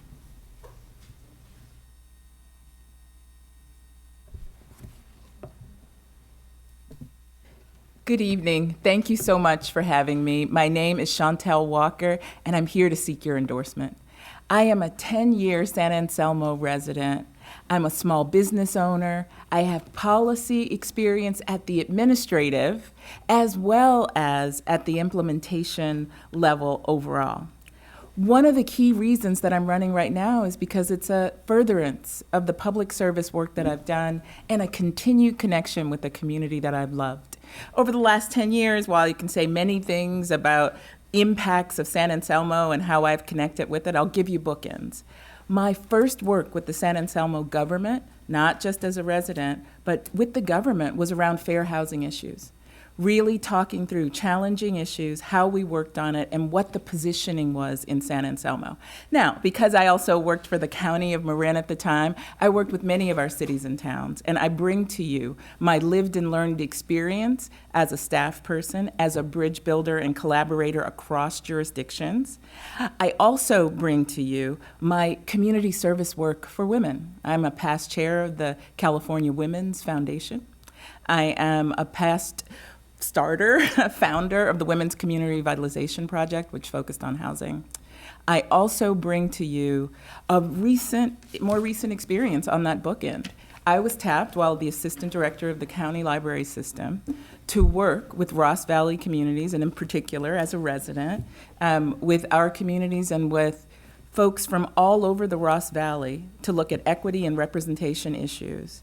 I had that leadership role then, I bring the leadership role to you now, and I also bring a perspective that can be much needed and used well on our council. Thank you. San Anselmo has a distinct small town charm that attracts dynamic communities of people, especially families. But in recent years, the population of the town has decreased by an average of 1% each year. What sustainable and inclusive housing strategies do you plan to continue to attract new people to move to San Anselmo? Eileen, you start. Do I? I thought we were going down the line with the, no? Oh, right. Yeah, we did ask a question, didn't we? Okay, I think Ford starts. Ford, you can start. Oh, my God. So confusing. I thought she was going to start. You're telling me something that I don't know. I didn't know that we were losing population, but because by the look of it, we're gaining.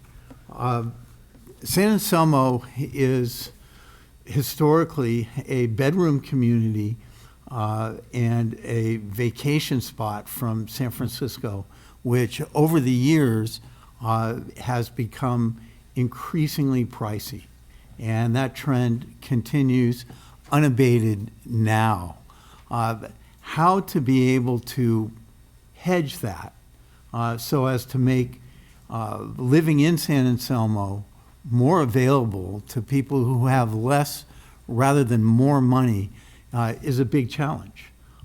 And the pat answers are to do it through ADUs. Other answers that are more rigorous have to do with promoting and approving appropriate housing developments. For example, there is a development called the Lincoln Park Apartments, which is wedged into a little corner of San Anselmo that works. And that's not for the demographic that you talked about. It's more targeted towards seniors, but people who are of similar financial means. So it's doing things like that. It's promoting what's in our housing element, but also the hard part too is not falling prey to just development willy-nilly, which is something that's happening all over the state and all over the county, and we see it every day as it's impossible to make it from San Anselmo to Highway 101.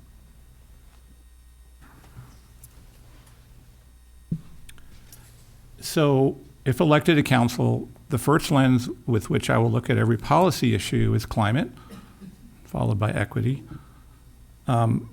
We have a big problem if you look at housing. Every day, 580, my wife goes to school. She's pursuing a master's in family therapy. She's crossing the bridge.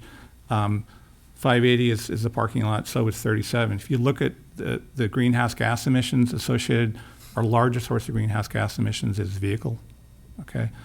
And people are coming here to work.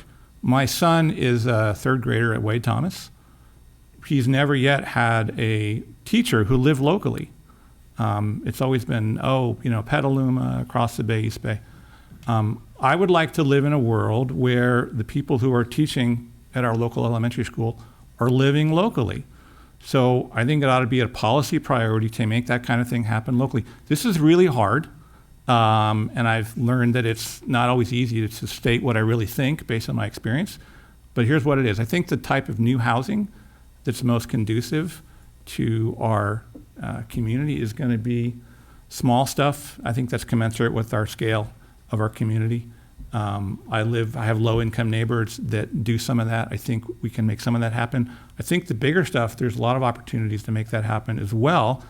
That's hard, but we need to do that as well. But I think that going back to what I started with on the general plan, if we can sort of work together as a community to actually bridge the divide between different people on housing and articulate a commonly held vision and why we want to achieve it, then we can get on with the business of actually building that local housing. Living in Marin is expensive. It's unaffordable and it's unreachable for the vast majority of people. We are extremely privileged here in this room to be able to call this place home. Not everyone can. And in order to make it a place that people can put down roots, can build civic ties, can engage in their communities, we have a multi-faceted commitment to address. One is to build more housing, full stop. San Anselmo is a town of 12,000, 13,000 people. To say that we can't absorb another 866 units of housing as required by the California housing element is ridiculous. That's 3,000 people. We can absorb 3,000 people. We can absorb their cars. We can and we should. Because as other people here have noted, we have a commitment to the people who do work in our communities, our firefighters, our police officers, our teachers, to allow them to live in the community where they work. Fine, but that's not enough. It's not enough to imagine that ADUs and small little developments are going to solve the problem of creating affordable housing for everyone and to attract young families. So what do we need to do? We need to incentivize developments, and we need to incentivize landowners and property developers to actually put the housing into San Anselmo that is needed to make it livable. And how do we do that? We streamline approvals, because God knows that the zoning requirements, the approvals process, permitting does not move fast enough to enable developers to actually build the developments that are required. We need to offer tax incentives or fee reductions for people who build with green practices. We need public and private partnerships so that we in the town are actually working with those private developers to speed their approvals to build those dense housing units. We need more flexible zoning so that we are not only pushing developments to the outskirts of town, but instead putting that housing where people can access core services, transportation, and engage in the community. And we should offer density bonuses to those developers for actually building lots of units in those places. And when we do that, we will have a family-friendly policy in place that allows people to grow in San Anselmo, that allows our population to grow and allows us to thrive into the future. So thank you for that question. I have 25 years of affordable housing experience in Marin. Housing production, preservation, and protection are all important components of what we need to do. San Anselmo does have opportunities. We have an approved housing plan. We have the opportunity for infill that is environmentally sustainable and meets the needs of families. We will have some opportunity to do ADUs. That will be important. However, our infill will hit a larger part of that, almost 900 units that are required. We have the opportunity and the requirement to do ministerial approvals and to streamline the work that we're already doing. And there's public will. One of the things that I've been doing, my kids both played soccer. They played soccer over at Red Hill. And so I walk around in the mornings as soccer just started, and I talk with folks. I wear this big sign that carry other things, and people come up and talk. There are conversations. 2 seniors on one morning came up to me at the soccer field to say, I have lived in San Anselmo, one 17 years, one 23 years. I'm a renter. How can the town council help me? I've lived here for so long, I don't have people in other places to go to. What will the town do? I also talk to folks who are worried and have said, what's going to happen if we have rent control? California has rent control.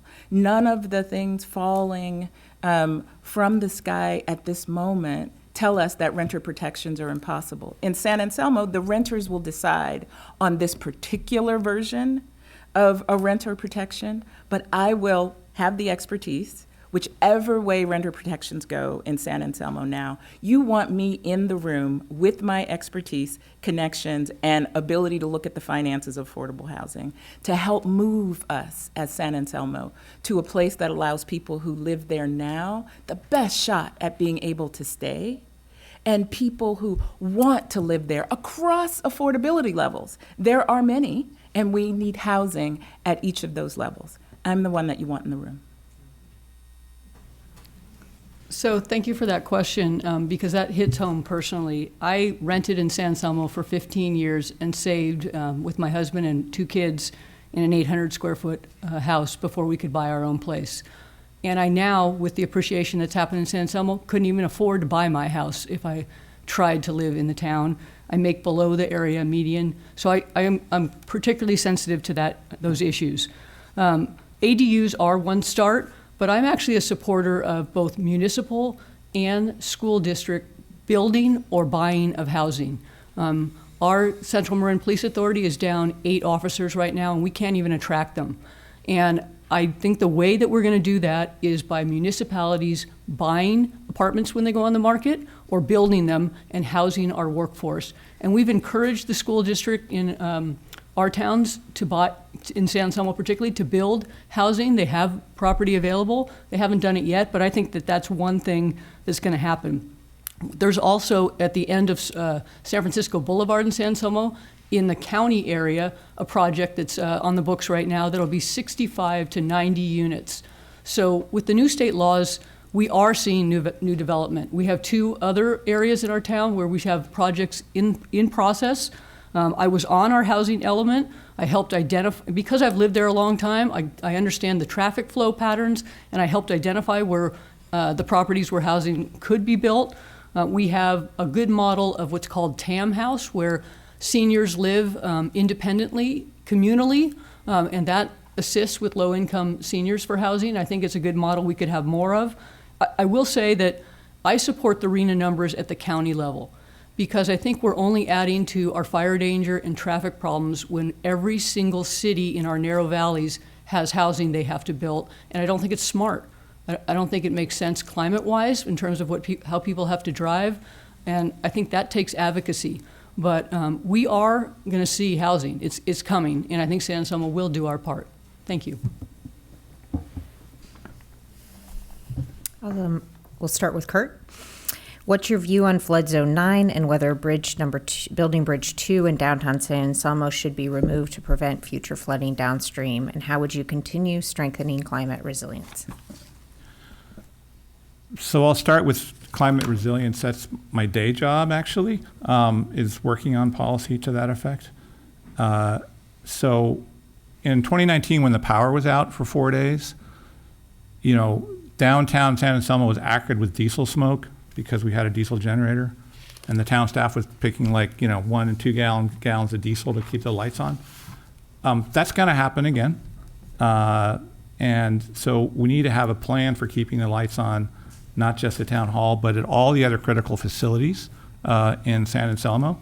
I'm grateful, thanks to our current Public Works Director, Sean Condry, that project is going to get built, and going back to work we did on the Climate Committee, which I chaired 4 years ago, that is happening, but that's just one site in San Anselmo.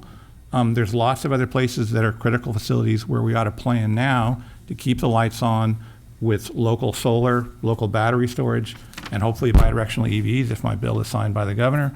If you look around the parking lots in town, I would envision a future, and I hope we can build this future and collectively envision it through the general plan, where imagine every building has solar on top of it, and certainly every parking lot, so that, for example, Red Hill Shopping Mall, where I shop, and that has canopies like we recently put at Archie Williams, and that becomes a new resilience strategy instead of the lights go out entirely. I mean, in 2019, it was sort of like a third world country here after 4 days, and the shelves are bare at Safeway and people are scrambling.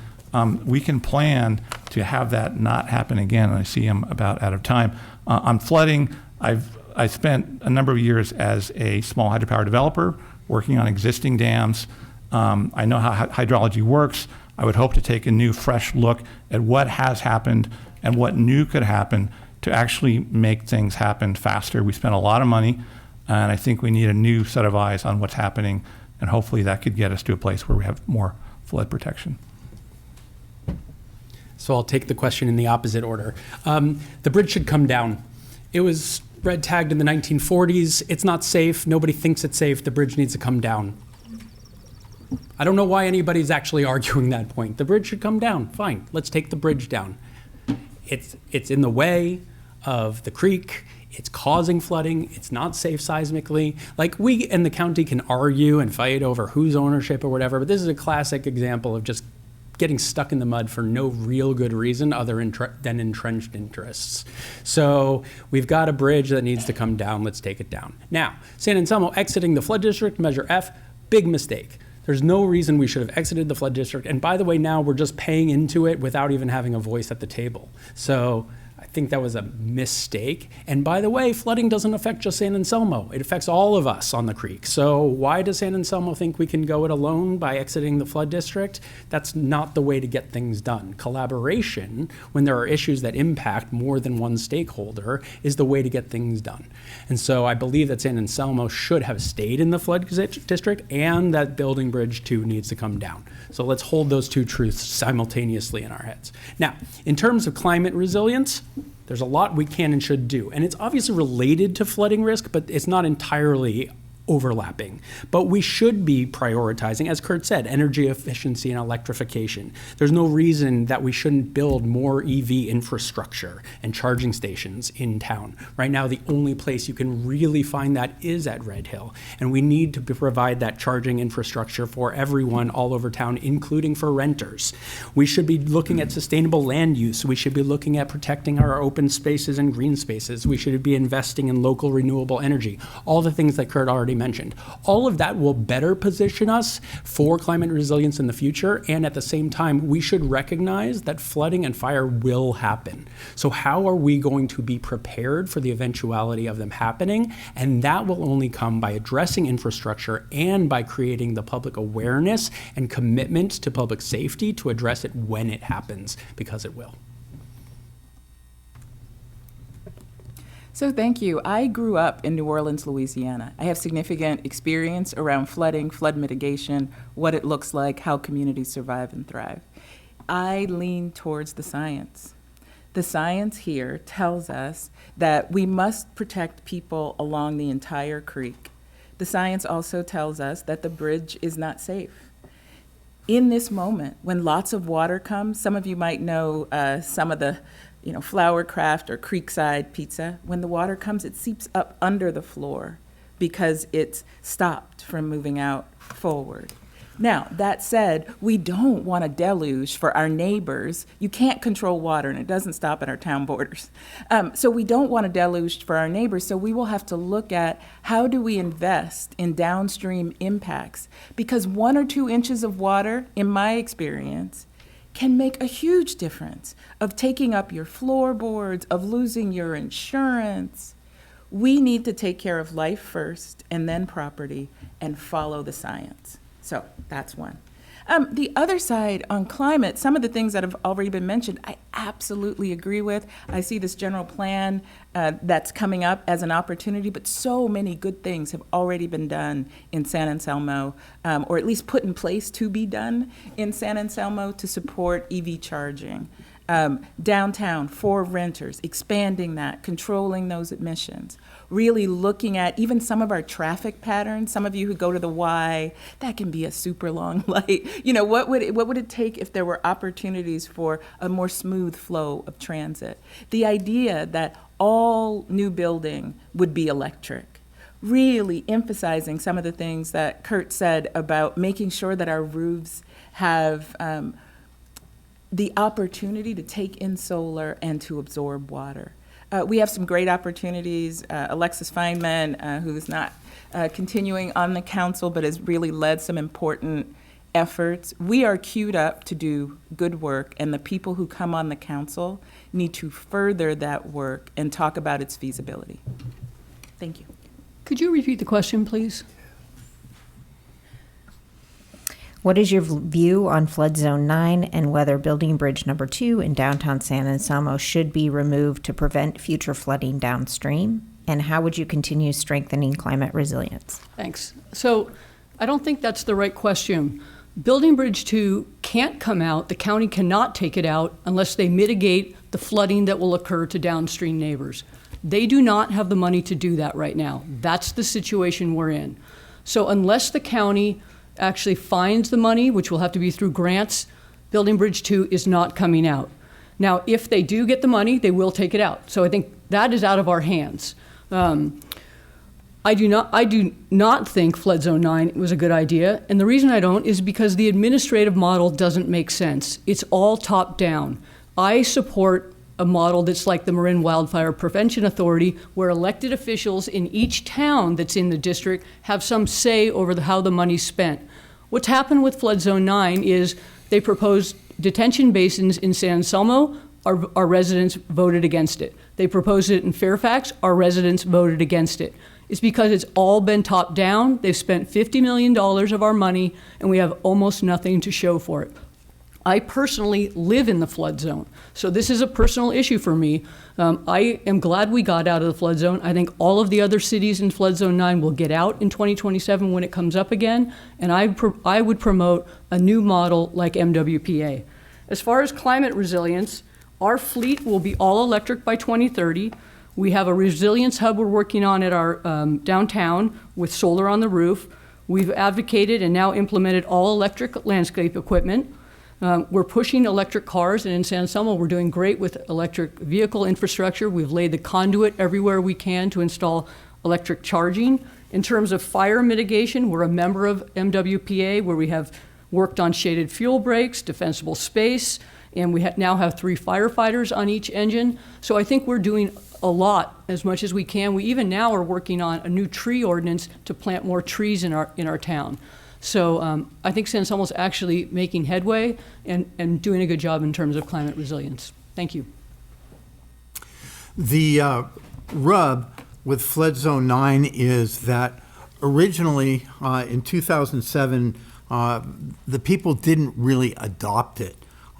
It was run through a kind of election chicanery that required people to sign their ballots in violation of their right to vote in secret, and ultimately it passed. What the rough part is that it is Building Bridge 2 and Flood Zone 9, totally out of our control. It's within the control of FEMA.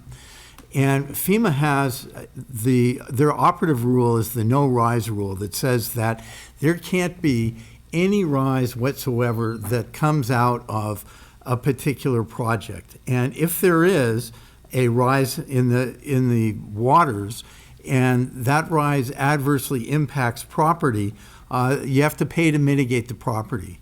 And what is forecast, if Building Bridge 2 were to be removed, is $3 to $10 million worth of mitigation costs. And there's no way that the county's going to do that. The other part of the FEMA rule is that if you can't pay for the mitigation cost, or if you can't cut a deal with the property owner and get the property owner's consent, then the entity has got to use its eminent domain power to condemn the property owner's property that won't cooperate. And to think that there's going to be any sort of condemnation of houses in Ross is ridiculous. There was some talk about collaboration, and I agree. Collaboration is good, but in order to have collaboration, you have to have an honest partner. And the county hasn't been honest with the town of San Anselmo.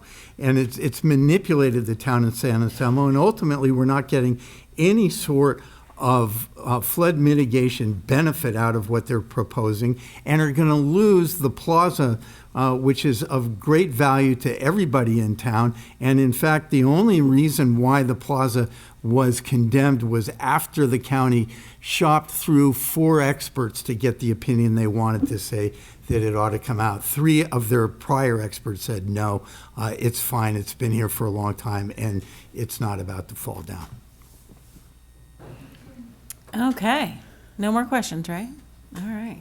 So we're going to start with, wrap up with the 1-minute closing statement and continue with our order. We'll have Yoav go first. Thanks again for having me. When I look at San Anselmo, what I see is potential. Just endless potential. Potential to support small businesses, potential to support young families and enable them to put down roots and build connections, opportunity to better prepare ourselves for the inevitable impacts of fire and flood, opportunity to build open space for generations, opportunity to create housing that can support a vibrant and thriving community, opportunity galore. And my goal is to build a San Anselmo that my daughters, who are now 9 and 11, will want to return to, that will be affordable for them to return to, that will be here and safe and vibrant and thriving for them to return to. So my goal on the San Anselmo Town Council is to ensure that San Anselmo remains that we're able to actually capitalize on all of that opportunity, all of that potential, come together to make real change, because we all love San Anselmo. What divides us is much, much smaller than what unites us, and we are united in that potential. And I hope that you will see fit to endorse my candidacy to make that vision a possibility. So thank you. I ask you again, as I did at the beginning of this conversation, please endorse my candidacy. I am a boundary crossing leader who's worked on tough topics. We have a couple tough topics ahead, including Flood Zone 9. I am someone who's knit together the jurisdictional infrastructure of our community, spoken with community members, been a community member, helped to produce results, and kept a level head in tough times. I have the honor of saying that the Democratic Central Committee, I am the only candidate that they chose to endorse in this race. I have the honor of saying that professional firefighters also endorsed me. I have the honor of saying that the North Bay Labor Council also endorsed my candidacy. I have the opportunity to bring a voice and a set of collaborative, experienced leadership voices to our council that I will use to further opportunity for everyone and to make sure that we stay as integrated as possible with our goals and we continue to thrive. Thank you. So I'd appreciate your endorsement, and I've spent the last 4 years and even time before that building community in our community. And I want to talk about just a few things I've done because I've actually rolled up my sleeves and got the work done. This year as mayor, I revived SAVE, our San Anselmo volunteer effort, so that short-term volunteerism could occur and so we'd have volunteers for the next generation. We have more volunteers in San Anselmo than any town in Marin. Always thinking about how we could communicate better with our residents. I applied for and received a $21,000 grant to be used for a digital billboard. It's a pilot program we're going to try instead of just reaching out by email. When I saw that a neighborhood near United Market didn't have a park within walking distance, I went out and helped create one. And because I think parks are community spaces where communities get built, I pushed for a $500,000 park fund which will have $100,000 added to it every year so that we can improve the spaces that we know our residents want. I'll continue to do the things our residents want and that help us build the community that San Anselmo's got the awesome sauce. I think every time someone comes, they say that to us, and I'm going to keep it that way. Thank you. As an elected public official for 15 years, I was proud to stand up for the little guy, to insist upon and require government accountability in the exercise of power, to take steps to reduce government spending, and take steps to protect the environment and reduce contributions to global warming. Really, my byword is be honest, be forthright, be open, be accountable. I'm committed to honest, accountable, responsible government and to having a good humor and some fun in the process. I really appreciate the opportunity here to have the challenge to be on the spot, to have to think on my feet and be responsive and talk to you, and really hope that you give my candidacy consideration. So thank you very much.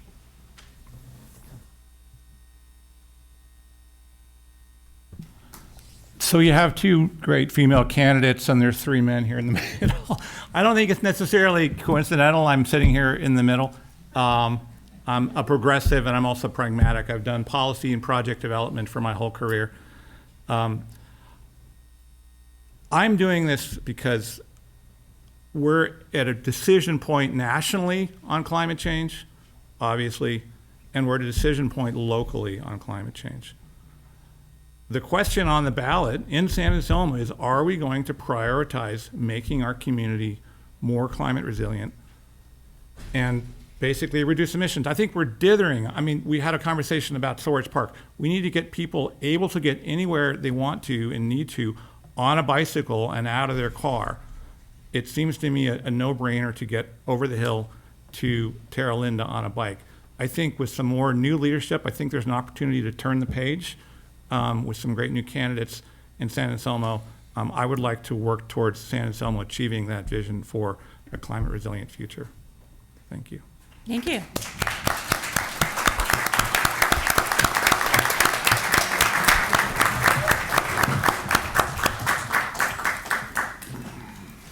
So magically, we're back on time.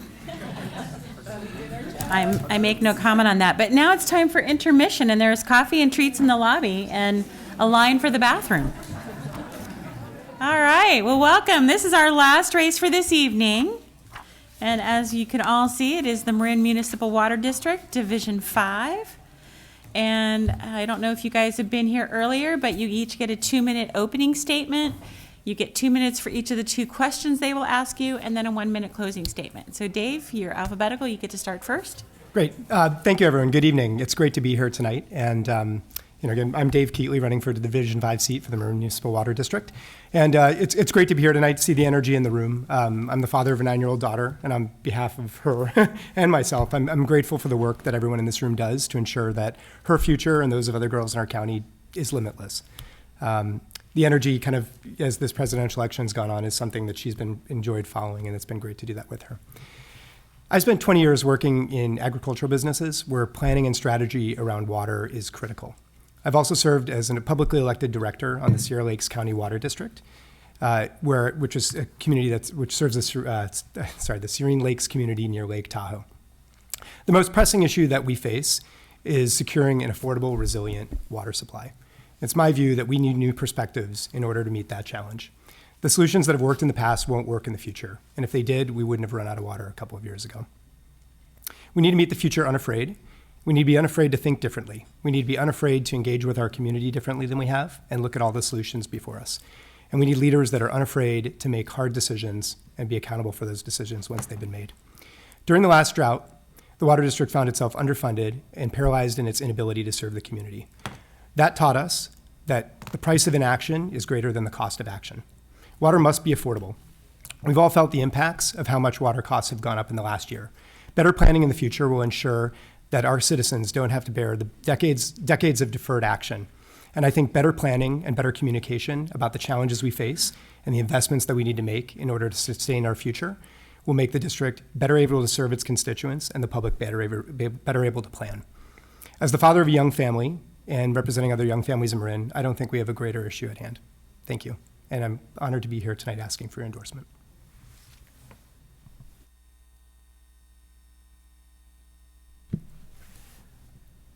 My name is Larry Russell. I've been on the board for 20 years, and I'll talk a little bit more about that in a minute. I would like to point out we did not run out of water, even though Mr. Keatley said we did. I take the job of water board member very seriously. I live and breathe water, and I enjoy my nickname of Dr. Water. I earned a doctorate in water resources engineering from UC Berkeley, and I'm a practicing state licensed water resources engineer, and have supported myself and my family for over 50 years doing so. My father worked for the Los Angeles Department of Water and Power for 30 years as a water resources engineer. I grew up in a water engineering family. My son, a water engineer with a doctorate from Stanford, has worked with me in our family-owned water consulting firms for the last 10 years, and our legacy of water engineering continues. I was elected to the Marin Water Board in 2004 and have been re-elected 4 times. At the end of this term, this will give me 18 years more working experience than any of the other board members have. I continue to work hard to ensure we get the maximum water. The first major task that I worked on was firming our water supply from the Russian River from 5,400 acre feet per year to 14,000 acre feet per year at a cost of $6.5 million. This was a critical task in assuring we had good water supply. I am sensitive to the ratepayers' needs and am the eyes and ears of the public. I am and continue to be a knowledgeable leader on the board and at the district. I am the only one on the board who understands and speaks the coded language of the staff. I work diligently and energetically providing my wisdom and knowledge gained over 50 years of experience to protecting the health of our drinking water and the health of our users.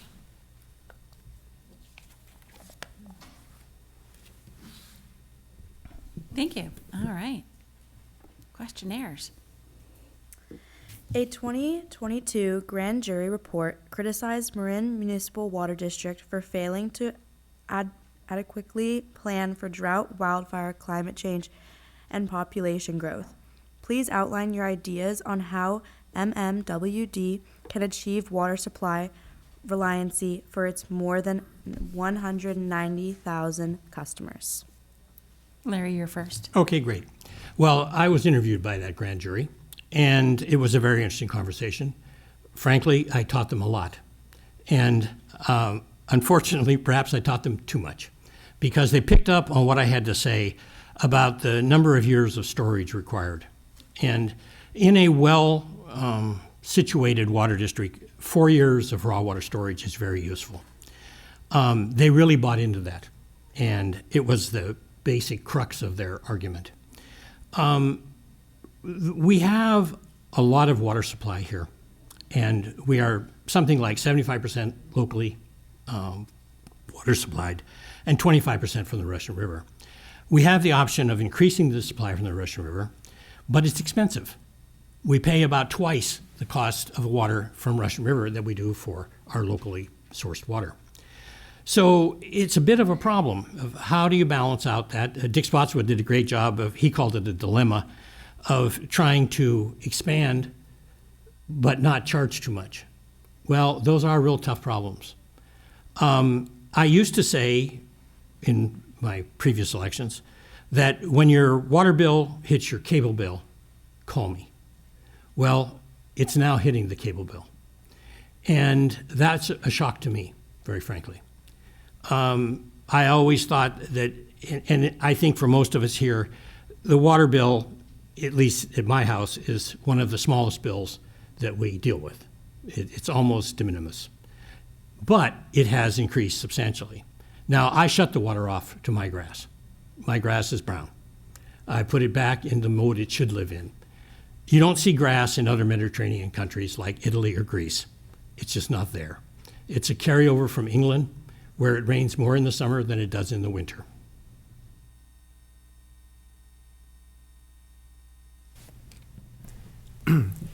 The civil grand jury report was in reaction to the county trying to evaluate what happened when we nearly ran out of water during that 21-22 drought.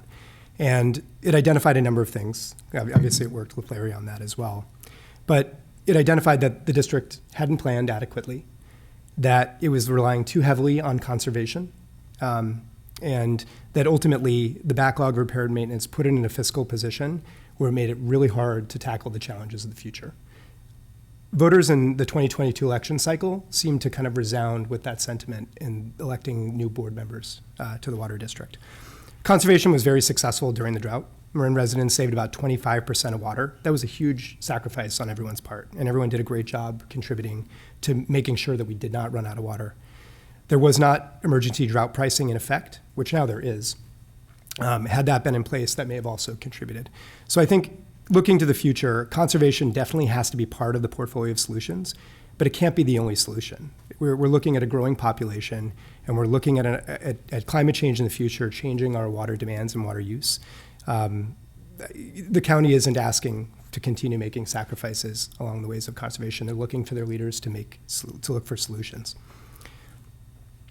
Had the board not increased rates in the last rate cycle, it would have continued to limp along, underfunded and unable to address the challenges that we face.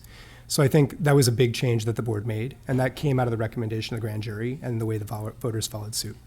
So, thank you.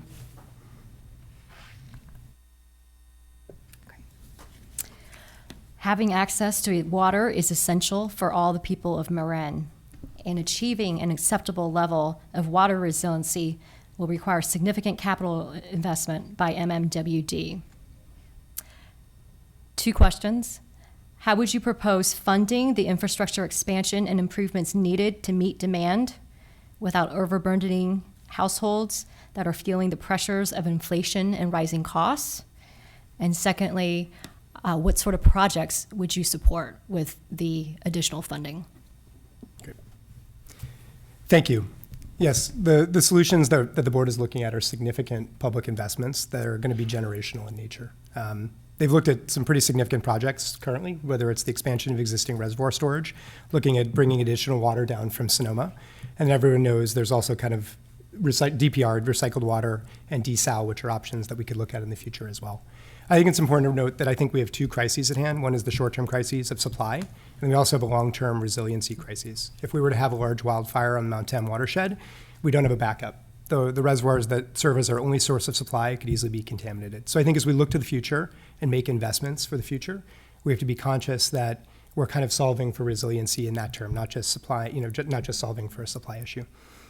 I think that those projects are so big, they're so intergenerational in nature that we're going to have to look at bond financing.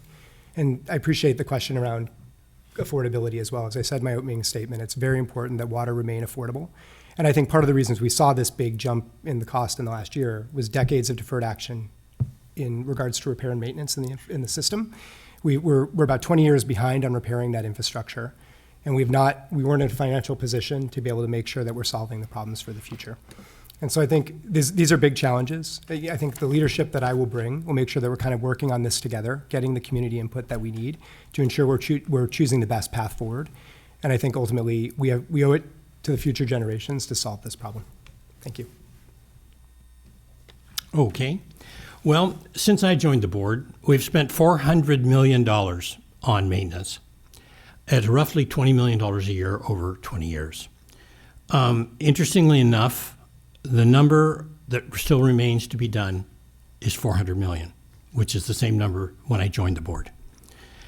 So clearly either the estimate wasn't very accurate or other things are happening, inflation part of it. The situation we face in Marin is that we currently have a drought once every 5 years or so.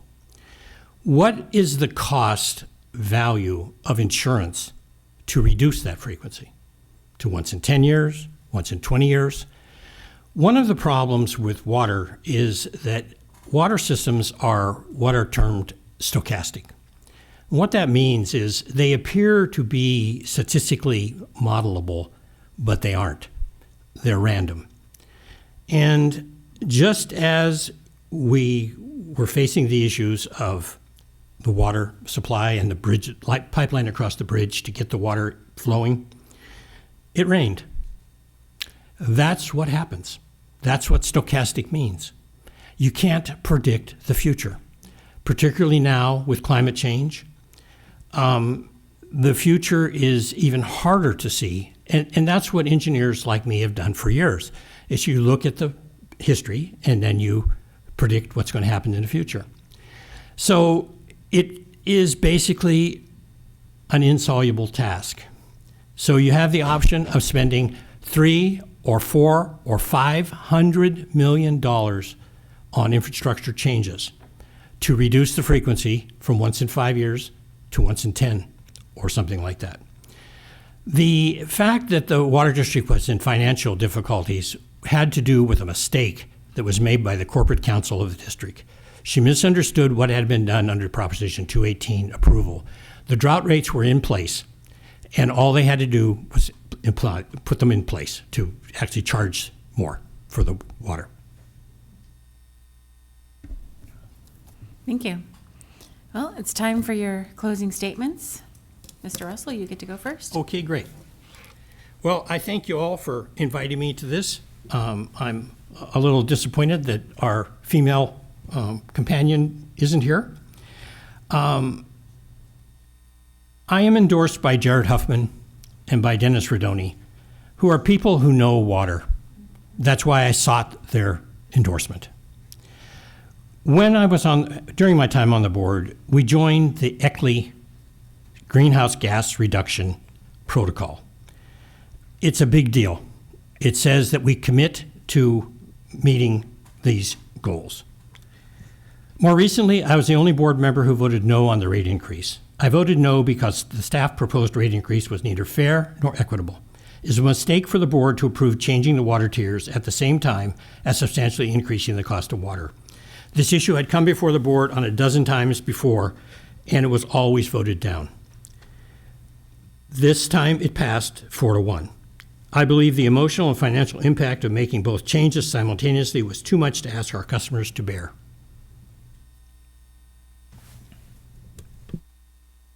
Great. We need fresh perspectives and a collaborative spirit in order to tackle the challenges we face. The future is changing. As Larry mentioned earlier, kind of predictive modeling of kind of what used to be 100-year floods or 100-year droughts are now happening with greater frequency. I think we need to adapt to the future and acknowledge that the world is changing and think differently. My professional and personal experience have set me up well to serve the community. Having spent over 20 years in agribusiness, working on water issues, as well as working on the Sierra Lakes County Water District Board, where I was part of a board that had recently joined after years of financial mismanagement. I was part of a board that made hard decisions to ensure that the community was being well served by restoring fiscal stability and ensuring we had a plan to tackle the backlog in repair and maintenance that we had. I'm committed to working with community leaders and stakeholders to ensure that we're rolling up our sleeves and solving for the sustainable future that we want. One where we've addressed some of the risks we face from multi-year drought or from other adverse impacts of climate change. I think this is a challenge we have to rise up to. We've inherited this incredible legacy from the generations before us in Marin. I think that's one thing we can all acknowledge is incredible. We owe it to the next generations to provide them with the same. And so I think this is an intergenerational issue. It's been a privilege to be here tonight, and thank you very much for being considered for your endorsement. Thank you. Thank you.